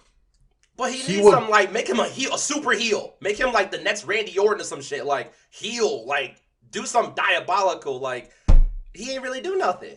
I mean, look. He's like the Miz. I hate saying that, but... Bro, but Miz... Oh, I don't... Okay. But Miz it's like Miz... But... Oh, shit. That scared me. But it's like, bro, Miz... It's like... Okay, bro. Like, with Miz, he's already done it all, bro. It's like, with Miz, you can... He's already... When I think of Miz... Okay, fuck it. If we're gonna do comparisons... When you think of Miz, you see United States title, tag team champion, Intercontinental champion, WWE champion, main event of WrestleMania with John, 2-time Money in the Bank winner, bro. And it's like you see Dolph, and it's like you see the accomplishments there. United States champion, Intercontinental champion, won Money in the Bank, won the World Heavyweight champion. Once, if we're gonna be fucking technical about it, because he lost it the first time in the same night, so we're not even gonna count that shit. And I think he's won the tag team title. I'm not sure. He has. With Drew. He's won it with Robert Roode. So he's been tag team champion multiple times. Okay, yeah, no, he has, because he won it with Drew as well. Yep. So it's like, but it's like when you see Miz, it's like you see like the star power in this. You know what I'm saying? Yeah. Where it's like with Dolph, it should have been more pushed. It's like when he was a mid-carder, it was more pushed. You know what I'm saying? It was more of a, like, dang, he's a really great mid-carder. Right. But it's like he should have been pushed even more as a world champion. Yeah. That's what I'm saying. It's like they should have gave him more chances. Gave him more of a, I don't know, because they like tried, Miz, but I think his mouth got him into some trouble too. So at the time, yeah, but it's like, what the fuck do you expect? I respect him, but the company don't respect him. Bro, same thing with the... I'm not going to say same thing with the Miz, because it's like, he's already cemented himself in that level, to where it's like, if he was in another world championship picture, I wouldn't be mad at it. You know what I'm saying?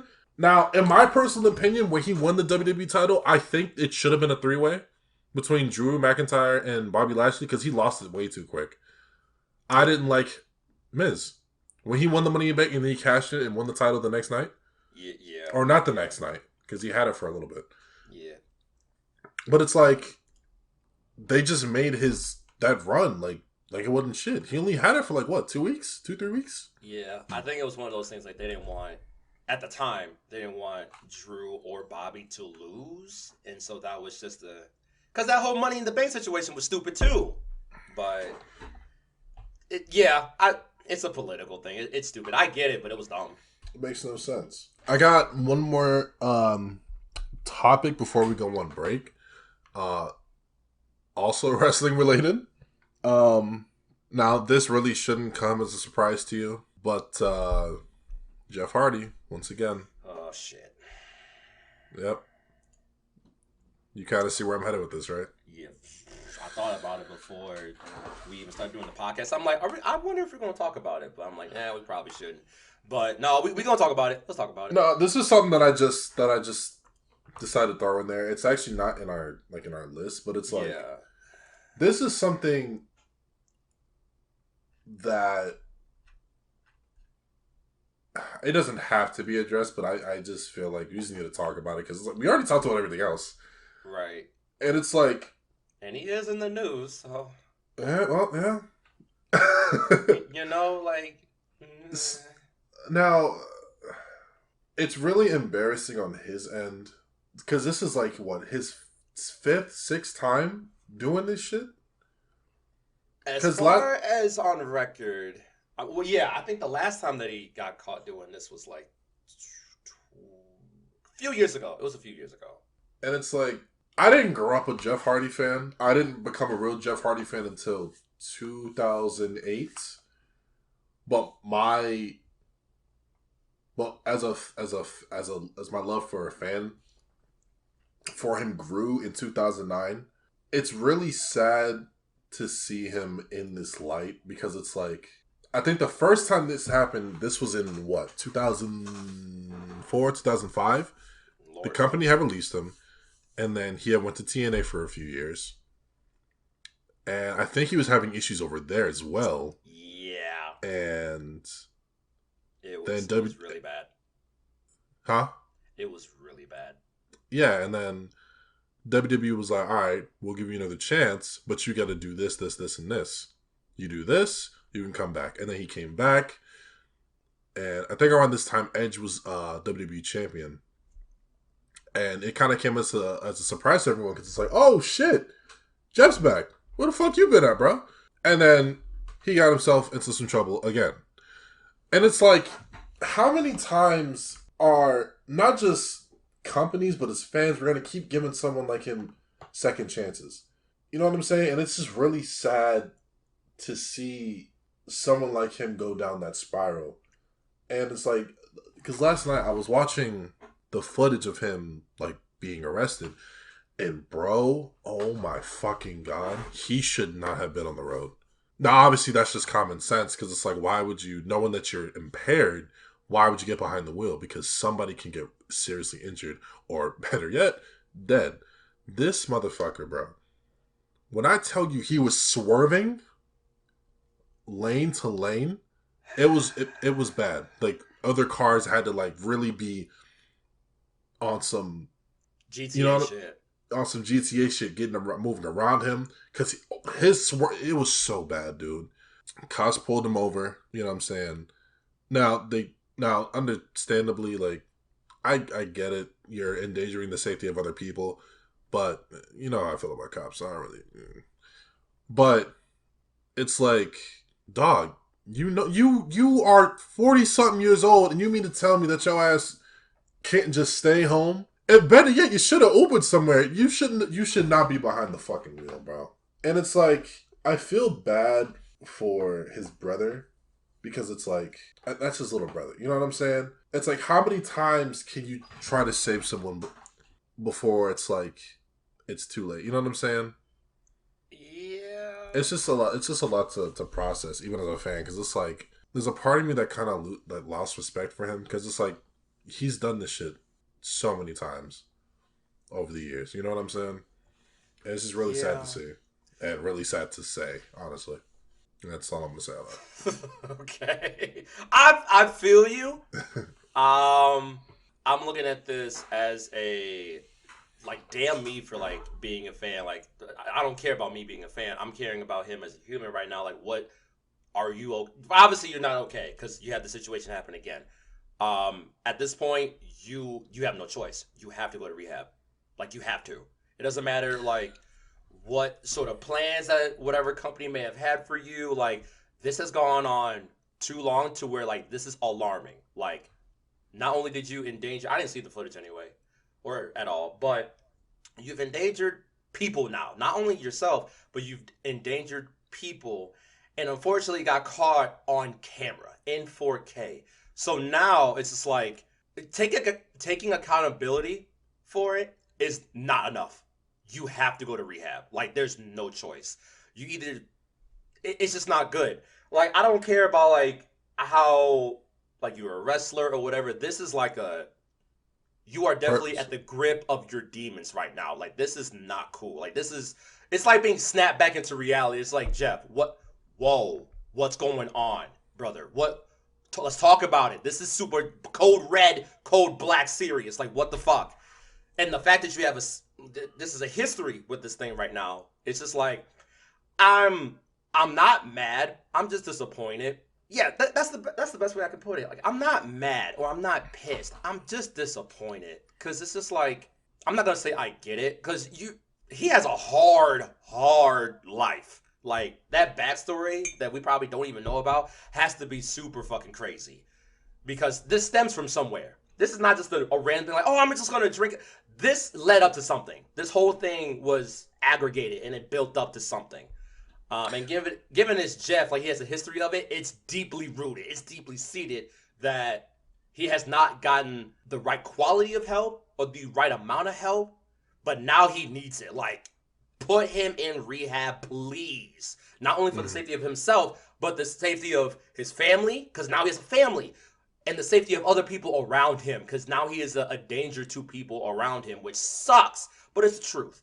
So, but yeah, I remember, and this is heavily talked about. I don't, maybe you know about this, but when he was in TNA, the, Victory Road. the Victory Road thing in 2011. Now, Yep, at that first I didn't get it, I but didn't then either. like now looking at it, it's like, oh, that was poor. That was poor taste. The company should not have let him out there at all. I But you don't see, care what sort of like spin or whatever you have to do. Like, damn it, cancel the main event then. Just be real and be like, yo, we're not. Some came up. We can't bring them out here. Like, just whatever. Damn the questions. Don't put him out there. But they put him out there. I'm like, y'all fucked up. Like, now everyone is at fault.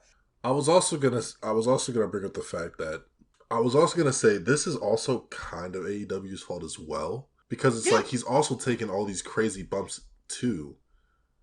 You know what I'm saying? So it's like, you know, for someone that's supposed to be taking care of the wrestlers, you also gotta kind of see like, where is all this? You know, like, are you okay? Like, not even asking questions, but it's like really like building a relationship with them. You know what I'm saying? You know what I'm trying to say? Yeah.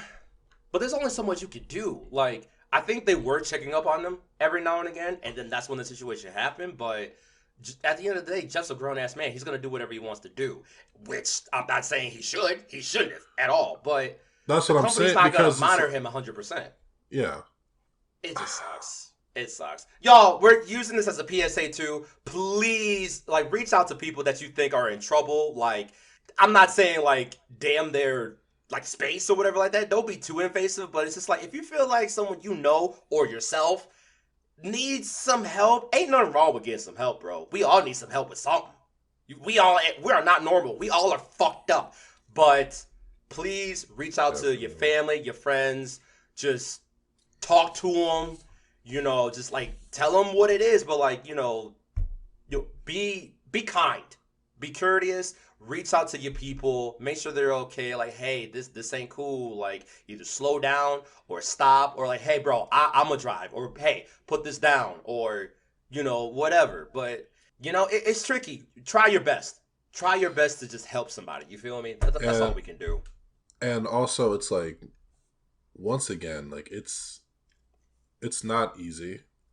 It really isn't.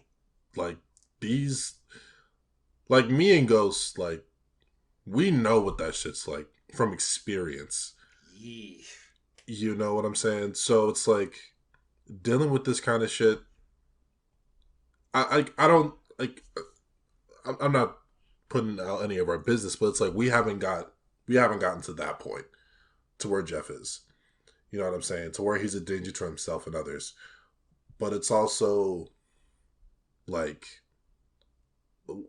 Ghost said, if there's something going on, don't be scared to ask for help. It is never ever too late to ask for help. Mm-hmm. You know, because it's like that shit it'll eat you alive. That shit creeps. And then it'll be too late. You know? So, yeah, I don't know. It's just really sad to say and really to talk about, you know? Hope Jeff gets the help that he needs. I hope everyone else gets the help that they need. I hope the family is okay. And just, just take precautions. Be aware of yourself and aware of what you're doing. Try to, at least. You feel me? That's it. Yeah. So, we're going to take a short break. We got some other stuff to cover, and we will be back. What's going on, y'all? Thank y'all so much for tuning in to this episode of the Fusion Struggle podcast with Rondo and I. We greatly appreciate y'all listening right now. If you wouldn't mind, go ahead and follow us on Twitter. You can find Rondo at Rondo TV, and you can follow me at either Ghost the Rebel, or you can follow me on GlitchXGrave on Twitter. If there's any topics that you want us to cover for upcoming episodes, we will take those into account and we'll give y'all the nitty-gritty of the situation. So enjoy this break, get some water, go love yourself, because we love you and we appreciate you, and appreciate yourself above all. But let's get back to the episode. But it's just like, okay, the Vince McMahon segment on the YouTube channel got 26,000 dislikes. I'm like, nigga, who cares? Who cares about that? This brought me no bad bitch. This did not fix inflation. The pandemic's still a thing. I still got no hoes, no money. So why the fuck would I care? I'm still living with my parents. Like, nigga, who cares? Like, nobody cares. The dislike, you can't even see the dislikes. Wait, they're talking about how many dislikes it has? Right. I'm like, who is this for, good buddy? Wait, why are they letting us know that? I don't give a fuck. Right. Vince McMahon's promo from SmackDown last night currently has 26. This is 5 hours ago. 26,000 dislikes on WWE. Who the fuck cares? This knowledge does nothing for nobody but make y'all look stupid. Now you're about to get roasted in the comments. I got real world problems to deal with. Like gas. Right. Why is gas $75,000? Right. I'm gonna keep talking about that shit till it go down. Welcome back to the podcast. We're after our break, and we are going to talk about the highly anticipated game of 2023, most likely, unless another title comes out, But, Rondo, we got the Resident Evil 4 remake coming out on your boy's birthday next year. How do you feel about it? I saw you reacted to the trailer. How do I feel? What are your thoughts on it? My thoughts on it. Okay, so first things first. I'm the realist. I'm very excited for this, only because it's like I've already played I'm not gonna say every Resident Evil, but I've played 7. A lot of people love that series on the channel, which I didn't think, because it was around that time. It was like maybe 1 or 2 years old, and so kind of seeing that. It kind of was like, okay, all right, bet. And then around that time, the second one was just about to come out. I played that, and then Resident Evil 3 remake came out, played that, and then Village, which, track record wasn't so good on that. But we got it done. We got it out the way. Yes, and so with this one, it's like, you've played a Resident Evil game before, right? No, I haven't. Yikes. We gotta change that, bro. Do we though? I mean, yeah, we can. I mean, I've seen people play, so I don't need to play it. I mean, I'm good. We don't gotta play it. But I'll watch you play it on your YouTube channel. But just saying, like, seeing the trailer, it definitely gave me Resident Evil 7 vibes. And because of the atmosphere of the entire game as a whole, it's so it's the feeling of like you don't know what's around the corner. You know what I'm saying? It's that sense of loneliness, and it's like you're legitly scared because you're so immersed in this universe, in this game, and it's like, yo, Also, everyday life, got it. Yeah, you don't know you don't know what's coming. You know what I'm saying? So to watch the trailer and feel that, it's like, wow, okay, I fuck with this. You know what I'm saying? And it's like, it's nothing new to me because I've already played all these games that share that same atmosphere, but not really. You know what I'm saying? Because every Resident Evil game is different. So for them to do this, and you watch the trailer, you kind of you feel that. And for those who actually have played the game, you know the original before the remake, it's like, you know what I'm talking about. You know what I'm saying? As soon as you land on that map, it's like, holy shit, I'm here. What's gonna happen? You know what I'm saying? So I'm very excited to see where they take this one. And yes, since it is a remake, I believe that they're going to stay true to the story, but you know, because it's a remake, you know, they're gonna change some shit. You know what I'm saying? So I'm excited to see what they do with that. That's all. Now, I haven't played any Resident Evil games just because I watched my cousin way back in the early mid 90s. You feel me? He played it, and that shit was scary. Just like, I was not into zombies at all. Like, zombies were the most terrifying thing in the world, and those old school games just made it just the whole and just walking around slow. I'm like, bro, I'm scared. Don't leave me alone in this room. Like, why would you, like, scaring me on purpose because he knew I was scared. But like, that's like an older cousin, like little brother type of shit. But it's still just like, I'm never playing this shit. And then they started remaking them, and so obviously I'm a grown ass man. I ain't scared of y'all. But we got blickies now, okay? A little too easily, but you know. Anyway, yeah. But I'm watching YouTube. My favorite YouTubers are playing it, Rondu. You know, so I ain't gotta play it, and it looked fun. It looked entertaining. Now, obviously, if I were to really play it, I'd probably get scared the fuck up. But it's just like, I'd rather just watch y'all play it. I'm cool. I'm all right. I feel like I'm too far out of the loop to really get back into the lore of it. And I know that's my problem. I could easily get back into it or like start the lore, but it's just like, I'm good. I'm cool. It looked good though. Will I play it? Maybe.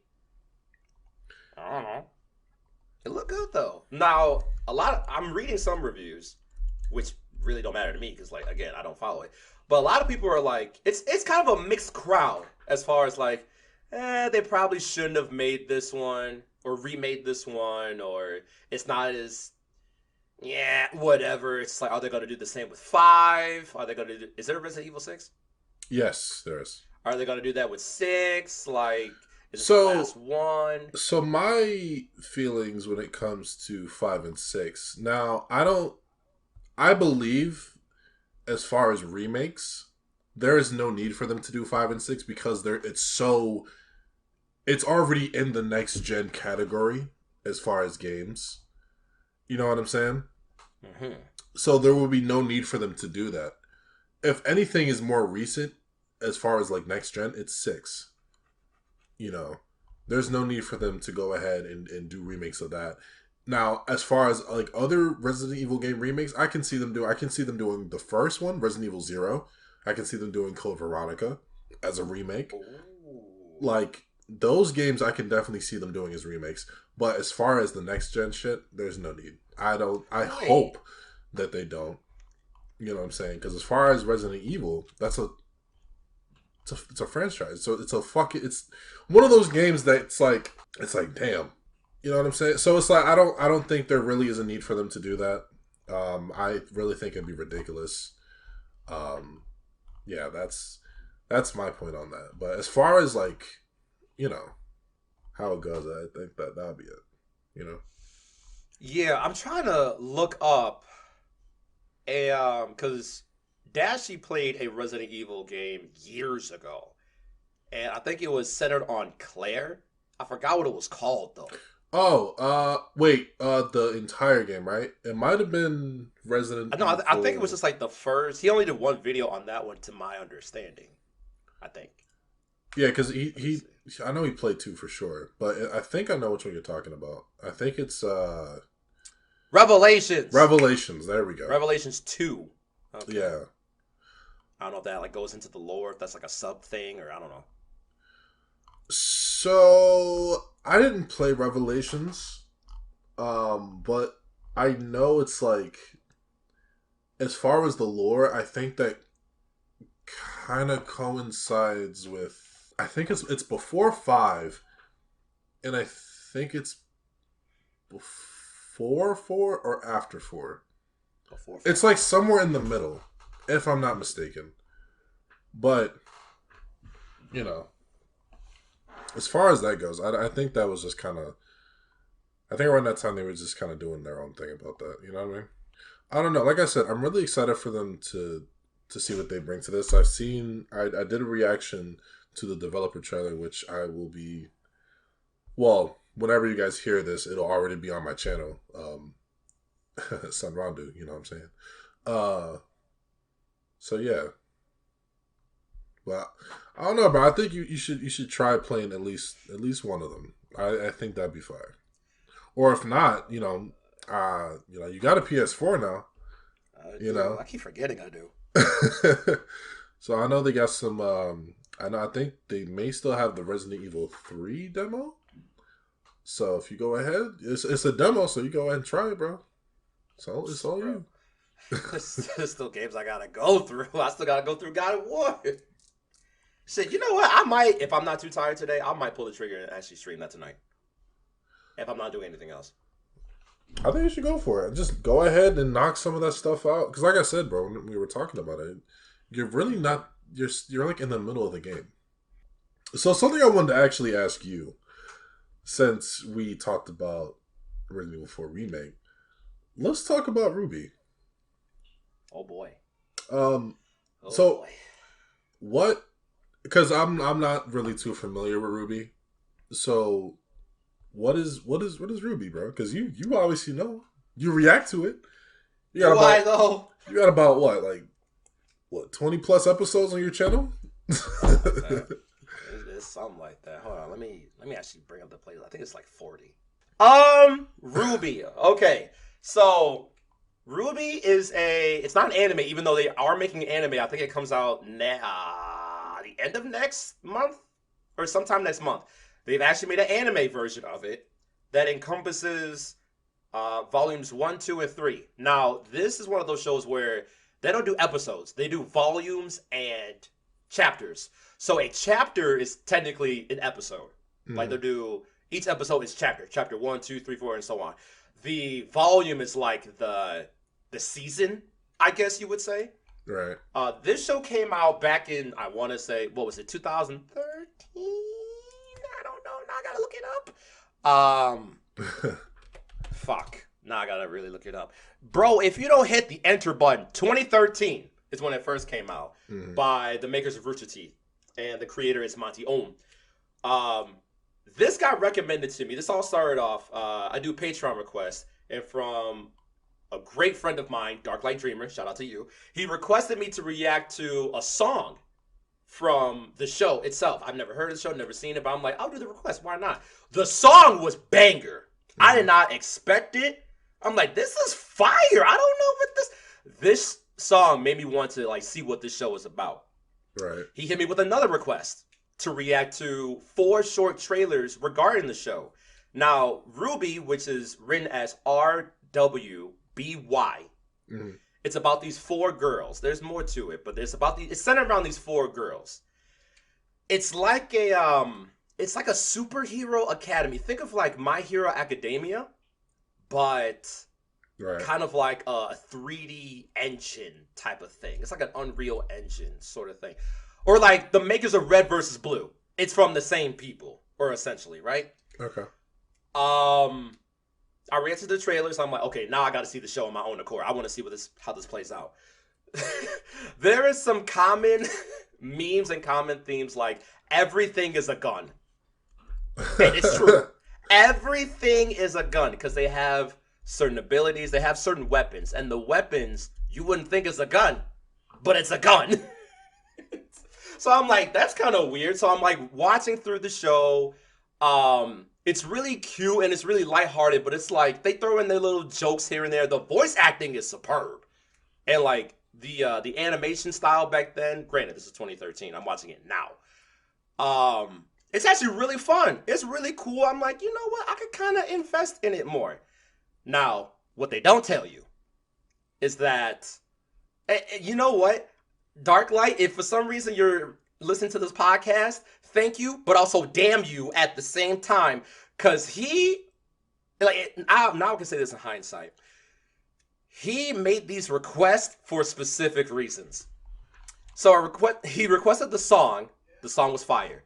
He requested the trailers were fire. Right. So now I'm watching the show, and the way that the show panned out as you go along, because the song that he requested is actually from Volume 3, and I started from Volume 1. I started from the very beginning. I wanted to see the whole build-up. You hear the song later on, but it's after some shit done happened. I'm not going to tell you what it is because, like, I'm telling you right now, and this happened to everybody. The show started off all nice and sweet and everything is cool, but then they literally fuck you up. And as I'm going through these chapters, the comment section is telling me, oh, you're not ready for this. I bet he's not ready for this. I'm like, what are y'all talking about? Like, nah, I'm nervous and scared. Like, this seems cool. This is nice. Nothing bad's happening. And then shit goes crazy. And then, I think there's a video on my channel it's a full circle moment. And my whole reaction is just genuine. I'm like, you have got to be fucking kidding me. There's no way this show is doing this to me right now. I think I called you after the finale had happened. I think we were talking about something, and I'm like, bro, I'm fucked up. I can't even do anything. I'm just sitting in my room, like, I just can't believe like what I just witnessed and experienced. But I will say this.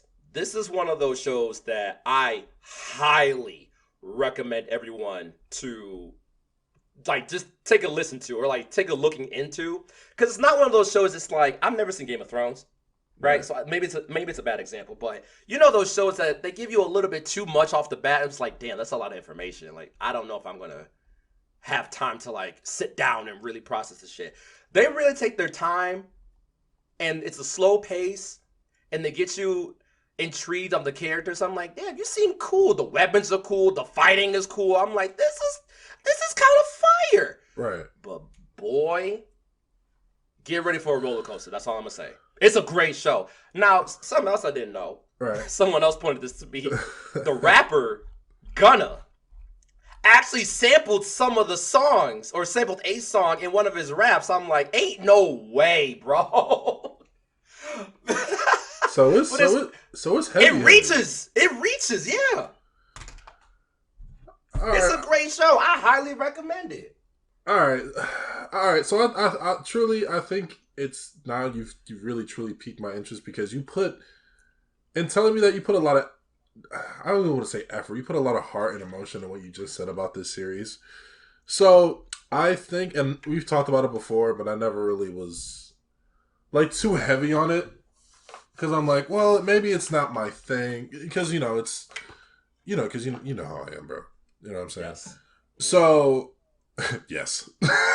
Yes, sir. So maybe I'll do a reaction or whatnot to an episode and, see how I like it. I may do it today. I'll see why not. Hold up. Now, if you are gonna react to it, have you seen any of my videos on it? I've only seen not too many, maybe like two or three. Do you know Uh, off bat what it was? Like, was it the main show or was it like the song first and then the trailers? Like, what did you see? I know. Okay, I definitely know it was the music. When I know the first time was when Darklight had it was a Patreon request Okay, it was for probably the that. music then. So it was the music, and I didn't get through all of when you was doing the one. I think it was volumes 1, 2, and 3, because I think that one was Okay. like about 45 minutes to an hour. Yeah, those are the real ones, like the real show. Yeah, so I didn't get through all that. So I was just kind of just Okay. glancing through, trying to see what like trying to get the understanding. But as far as like the music and stuff, the music goes crazy. I'll say that Oh much. my The God, they music don't goes crazy. miss. It kind of remember that song I sent you, Yes. and I was like, yo, it honestly was like it low key like kind of reminded me of the shit of not the shit, but of Ruby and how they got their music. So when I was listening, I was like, yo, this shit crazy. Bro, so they so are crazy with it. so yeah, I think if do you have any of like their like the videos like Yes, I was about to say. That's why I asked the question. I'm like, there's a yeah certain way you should watch this yeah to let like me get know. to get the full effect. I got you. I got you. Say less, but bro, the only thing I'm gonna say is get ready. That's all I'm gonna say. I ain't gonna say shit else. You just gotta experience it. Because the more I talk, I feel like the more people talk, like the more like stuff kind of gets spoiled or like speculated. Because like me, if you could tell me like, oh, there's a bird coming up. Now I'm looking for every bird in the scene. Now I'm looking underneath the chair. I'm like, where's the bird? I'm looking for the bird. Now I'm speculating. Now I can't even see the show. I'm like, Right. just let me. Don't tell. The least you tell me, the better. So just get ready. Okay, because I know with certain like when it comes to certain things like that, and I understand that when it comes to like us, we're very passionate about wrestling. But Mm-hmm. for other people in the wrestling community, people are just assholes for no reason. So, that's what I was. Yeah, that's what I was leaning towards. Like for the Ruby community, how is it? Because I don't want to sit here. Because I would probably like tell them like from the start, be like, hey, I'm new to this. If I have like a very stale reaction at first, it's because I don't know what's going on. So forgive me. Like Mm-hmm. I feel like I would have to kind of do something like that in the beginning. You know what I'm saying? Because people are very toxic in the sense. Yeah, I know what you mean. Yeah. So that was the first thing I was going to ask you. So how is it? Because you seem So to the community is yeah. very open. They're very cool. They've seen the show. Like a lot of them have seen this show since it first came out, or if they haven't seen it when it first came out, they've seen it a multitude of times. I think it's up to 8 volumes right now, and each volume is about, on average, about 11 to like 14 chapters. But like when you go through it, it kind of fly by. Like I'm caught up in volume five. I think we just started volume five, and I started this whole thing in January. On paper, it sounds like a lot, but it's not really a lot. It's like a whole ride that you go through. Okay. Um, but the community is very open. They're very receptive. They love it when first time reactors show up because they get to see like that first reaction of like this whole show and their perspective of it. Mm-hmm. The cool thing about like how I'm doing it, I guess, like I don't know, there's nothing specific I'm doing different about it, but I've been told like what's the word I'm looking for? I pick up on things that people that have seen it like 20 plus times they've never seen. That sounds about So right. That sounds about yeah, right. and normally it's not like I'm like trying to find the stuff. I'm like, hey, what is that? Like, it just hits me. I'm like, what is this over here? Yo, I've never noticed this, and I've watched this like 1,000 times. Like, yo, thank you for that. I'm like, oh, okay, cool. So, but they're really cool. They're really open. Now, there are some people in the community that are it's not toxic. I haven't really met like a toxic person, like probably like one person that's just I think they're just hurt and they're just trying to put it in the comments. So I'm like, blocked. But Yeah. everyone is really cool. It's a very diverse community. Like you're gonna get a plethora of everybody in the show or in the community and in the fandom. But it's really cool. They're really nice, really sweet. It's really just like, let's just watch this and just have a ball, have fun. Of course, you're gonna get those people like, oh, this is not as good as this volume, or this character is not as cool as this character. I'm like, we're just here for the show, okay? It ain't that deep, y'all. I'm just here for the show. I like the show. Let's get there. But right, it's nice. It's not like a Call of Duty lobby in the comment section, right? It's not that. okay. All right, because if it was like that, I'm checking them. Shit. All right. Well, like I said, bro, it's a bunch of love. It's a bunch of love. All right.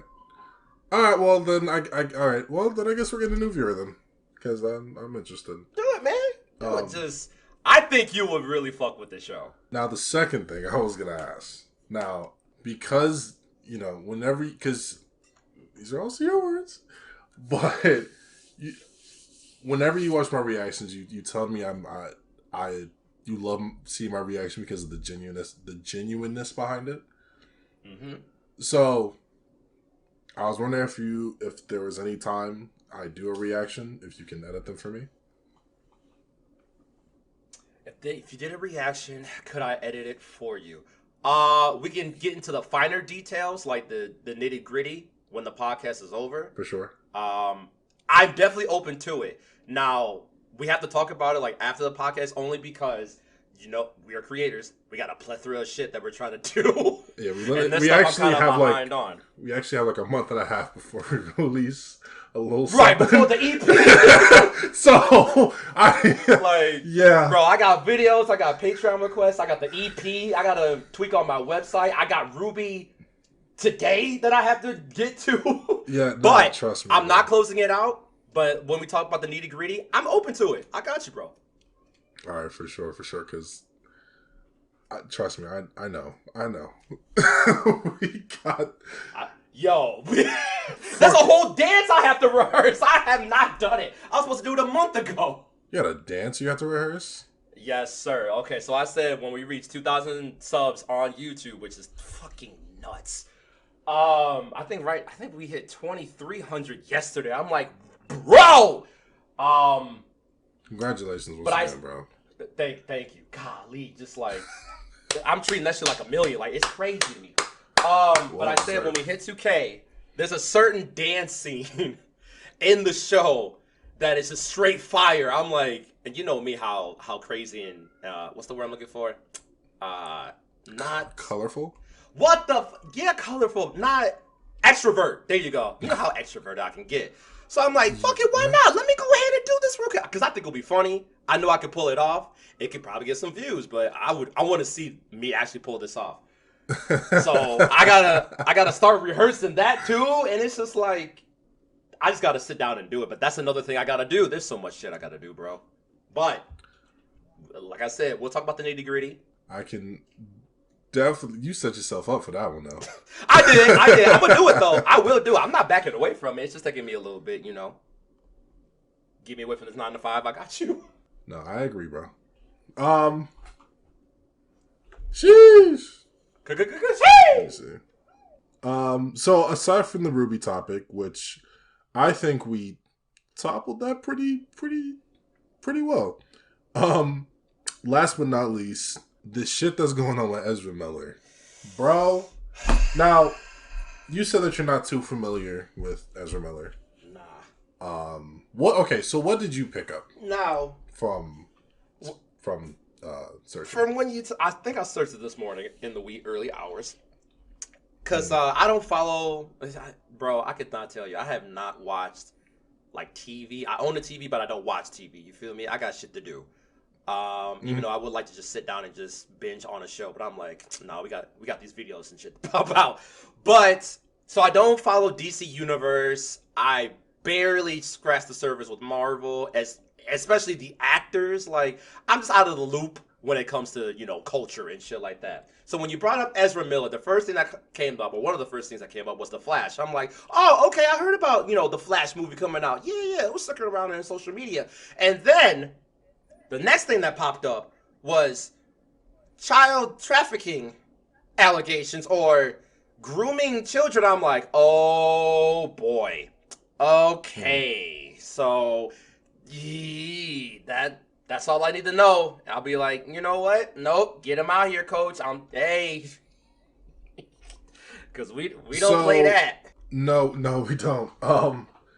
So there's been a lot. Ezra Miller has had one hell of a shit. I think this dates back to maybe 3 months ago. Let me just make sure that this shit Nigga, is that's not a correct, career. That's a because summer. Ezra Miller. Shit.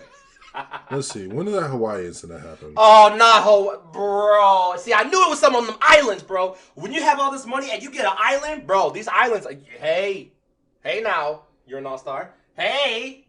This was April 19th of this year. Bro, what's going on with April, bro? So, you said what's going on? What's going on with the month of April this year? All this shit popped off in April. Go ahead, I'm sorry. So, this man had an incident in Hawaii to where he had. Oh, there were two incidents, actually. There was one incident where I think he went to.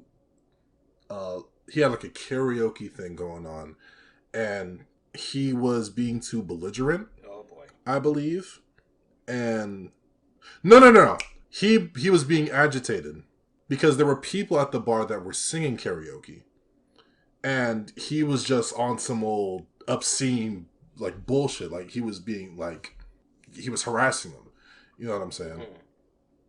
And then I think he had took the microphone from whoever was singing, and then he got into some people's faces they were, like, playing darts or some shit, and he had got charged because he was just being, like, belligerent, he's being an asshole. And then he got arrested off of that. And then the second charge was when he went and followed a couple into their hotel room. Nigga, what? And yes, he followed this couple into their hotel room, and I don't think there was any, like, physical conduct, but he was just harassing them. And it was just like, what the fuck? Like, nigga, what do you got going on, dude? Like, it was bad. And then, not with just this charge that happened recently, but then there was another one where, I think she was like 15 or 18 or some shit. And he, like, took over her Instagram and was saying a bunch of shit. Like, he was pretending to be her, saying all this crazy shit. Like, he had, like, harbinger, like, not, captured, but he was, like, harbinging her in a sense. You know, like... How old is this dude? This dude is 29. Okay. And mind you, this nigga has one of the biggest movies coming out this year. And you're acting like this? For what? No, damn the movie. That's a whole personality fuck up right there. Just... disorder. I'm not even a disorder. No, he's fucked up, like, spiritually. Like, what the hell, bro? Dog, like, what? Bro. And it's like, I never understood, like, people. And it's like, kind of going back to what we had said earlier about giving people the benefit of the doubt. When there's no giving him the benefit of the doubt. Oh, no. I'm sorry, there. But it's like, like, what do you do about that? Oh, you asking me? Yeah. Wait. What's the question? Because did you find out the question? Like, what do you like? Do you think there's like trying to help someone like that? There's always you should try and make an effort to help someone, but you gotta know, like, you have to kind of gauge if this person can be helped. Like, some levels you can kind of see, like, you know what? Yeah, there is potential to help this person. Some people you can just feel, like, your vibe is gonna tell you too that, oh no, there's no help in that one. Like, if anything, you need to get out of harm's way before they do something to you. Otherwise, like, it's definitely not everyone. I'm treating it as a case-by-case basis. But it's just like, some people you can help and you can kind of feel, like, in your soul and your gut, like, yeah, I can help you with whatever this is. Some people are literal demons and just like, and I don't care. And they're going to try to justify it, like, you know how the fucking media is, like the news, like, oh, his backstory, he came from a troubled youth or some bullshit like that. Like, no, nigga, like, this is the power of privilege and money. I don't want to hear anything else. Because guess who else got a fucked up, troubled backstory?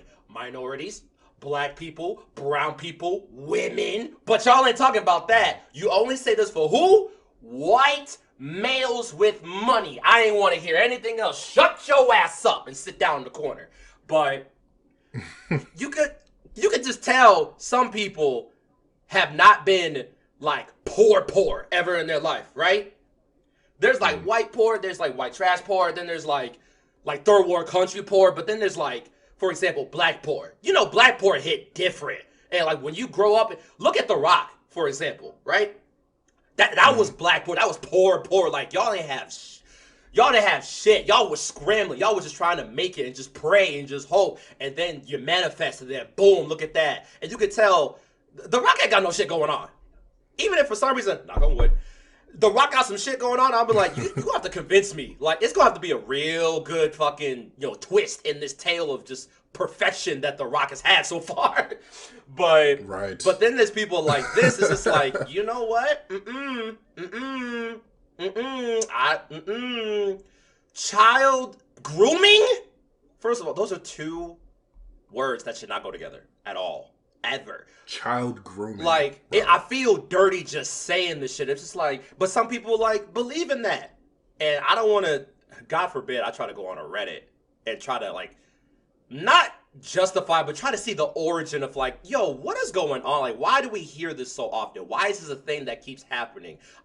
But I don't want to stumble on something and have my whole brain fucked up. You feel me? But I feel you, yeah. It's just, when you get some sort of like powers such as money, and especially acting too, because like all eyes are on you, you're gonna have this mentality like, oh, you should know who I am, or I could do whatever I want because of such and such, or just, you haven't seen this movie, I am a notoriety. They get this sort of entitlement that like, oh, I'm a mega star, and like they let that get to their head, and it kind of feeds into the deeper rooted shit that they probably haven't healed from, and now they're off the rails and they do shit like this. So I ain't justifying a goddamn thing. Like, am I gonna help him? No. Should he get help? Yeah, but I ain't gonna be the one to help him.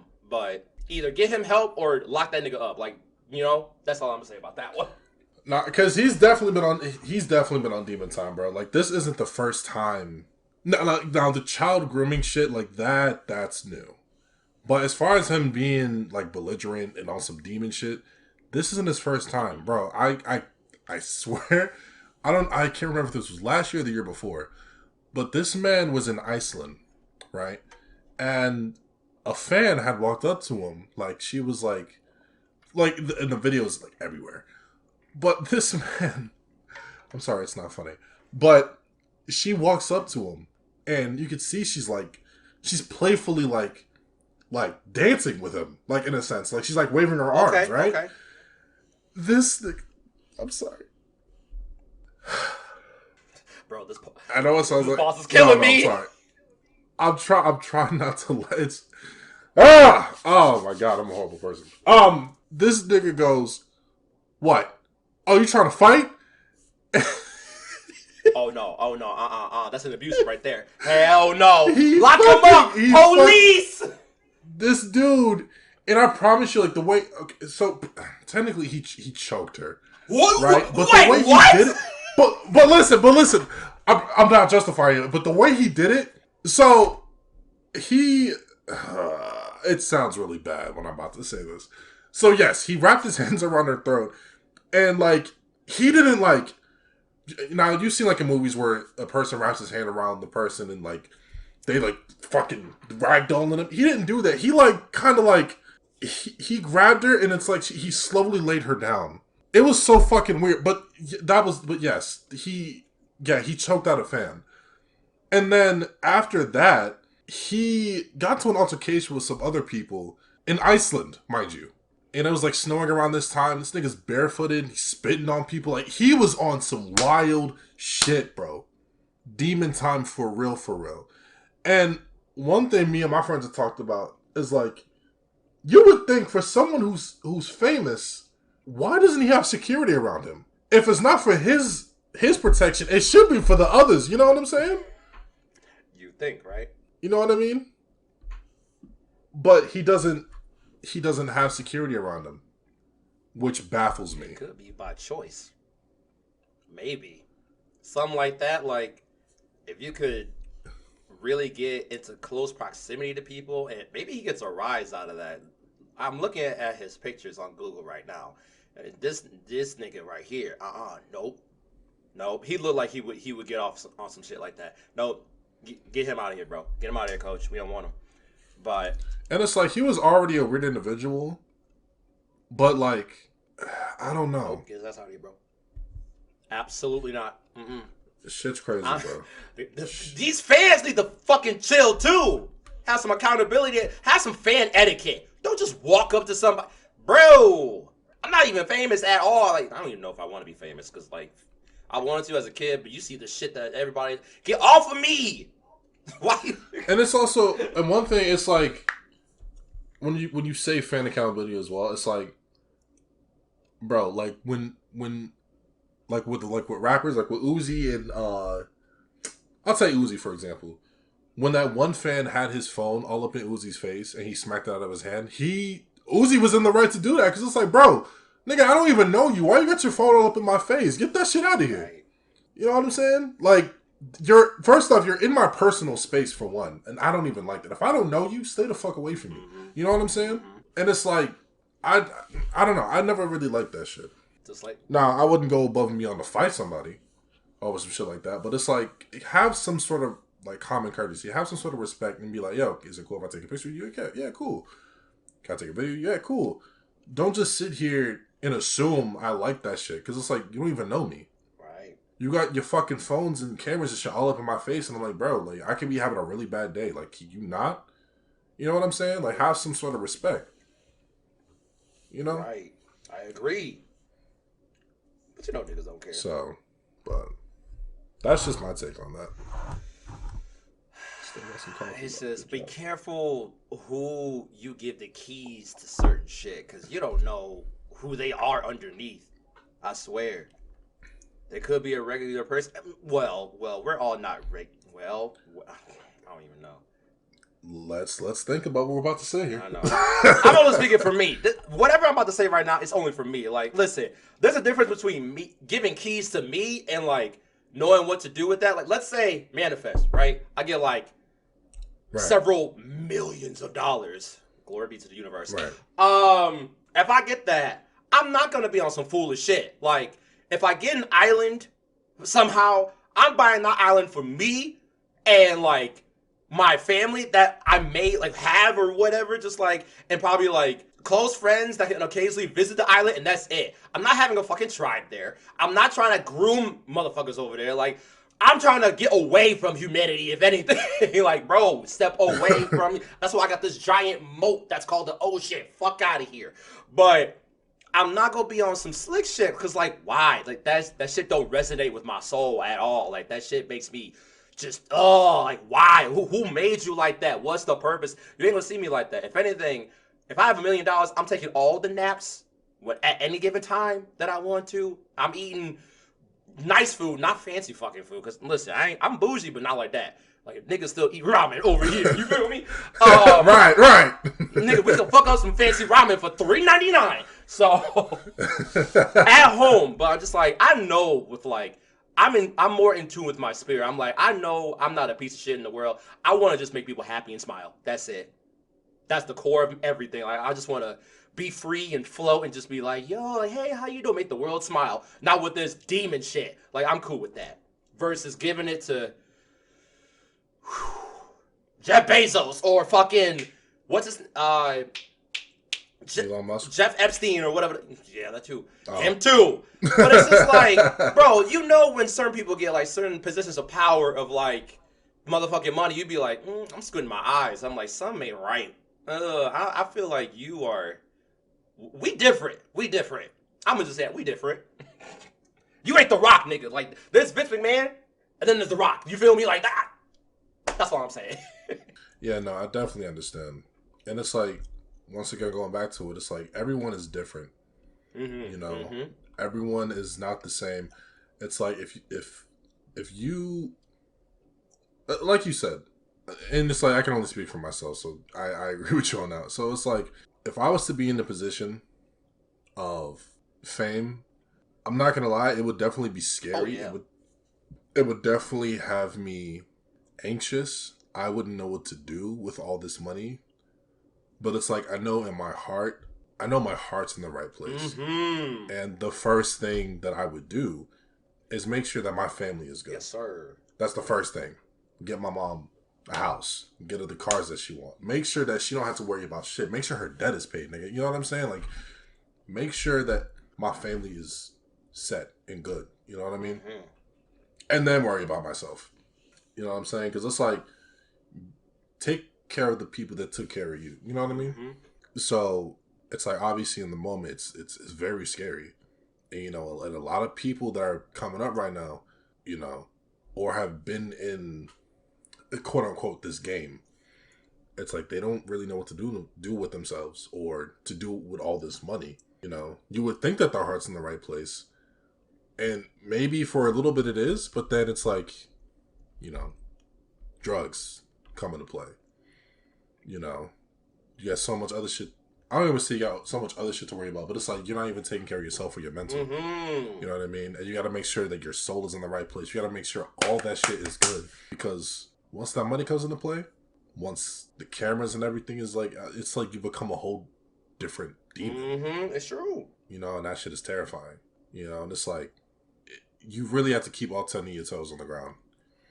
You know, make sure that you don't leave. Make sure you don't leave that ground, because if you do, that's it. I don't really think that you can come down from that. Hey, bro. Speak to him. Talk to him. I don't know, bro. It's just... Yeah, but that nigga gotta go. Just get rid of him. Yeah. I mean, make sure he gets the help he needs first, and then get rid of him. But if you can't help someone like that, or even help him, then, well, if you gotta go, you gotta go. I mean, I'm just saying, I'm drinking water and minding my business, so. Hey. I heard you live longer. You live longer, shit gets a little lighter. I'm like, bro, I'm cool. Shit. You ain't hear about this? No, because I'm drinking my water and minding my business, bitch. I'm chilling. I'm chilling. I got real life shit to worry about. Like, what am I going to eat for dinner? I'm stressed. Like, let's talk about that. I ain't got time to be worried about shit that had nothing to do with me. These were good ass topics, bro. Yeah, thank you. You know what I'm saying? But I'm glad to have shared these moments with you, bro. Yes, sir. Likewise. This is a very good this is a very good talked about episode. We covered a lot. We sure did. But if you guys like this podcast episode, I'm ending it like a fucking YouTube video. Jesus Christ. Bro, can you end it? I've had a fucking... Got you. All right, y'all. Thank y'all so much for tuning into this episode of the podcast. I believe this is episode 2 of the Fusion Struggle. Man, we touched on some real life stuff, real life topics. If there are any topics specifically that you will specifically Pacific time. It's not demon time. It's Pacific time. But jeez. If there are any topics that you would like us to cover on this podcast, you can follow Rondu on Twitter on Rondu TV. Am I correct or no? Yes, sir. Rondu TV. Or you can give the questions or concerns or whatever to Glitchgrave on Twitter. You can go to glitchgrave.com for more. I got gum in my mouth, so none of that probably made any sense, but you know what it is. Thank y'all for tuning in. We will see y'all for the next episode. Rondu, it's been a pleasure, bro. And we gonna be out of here. Yes, sir.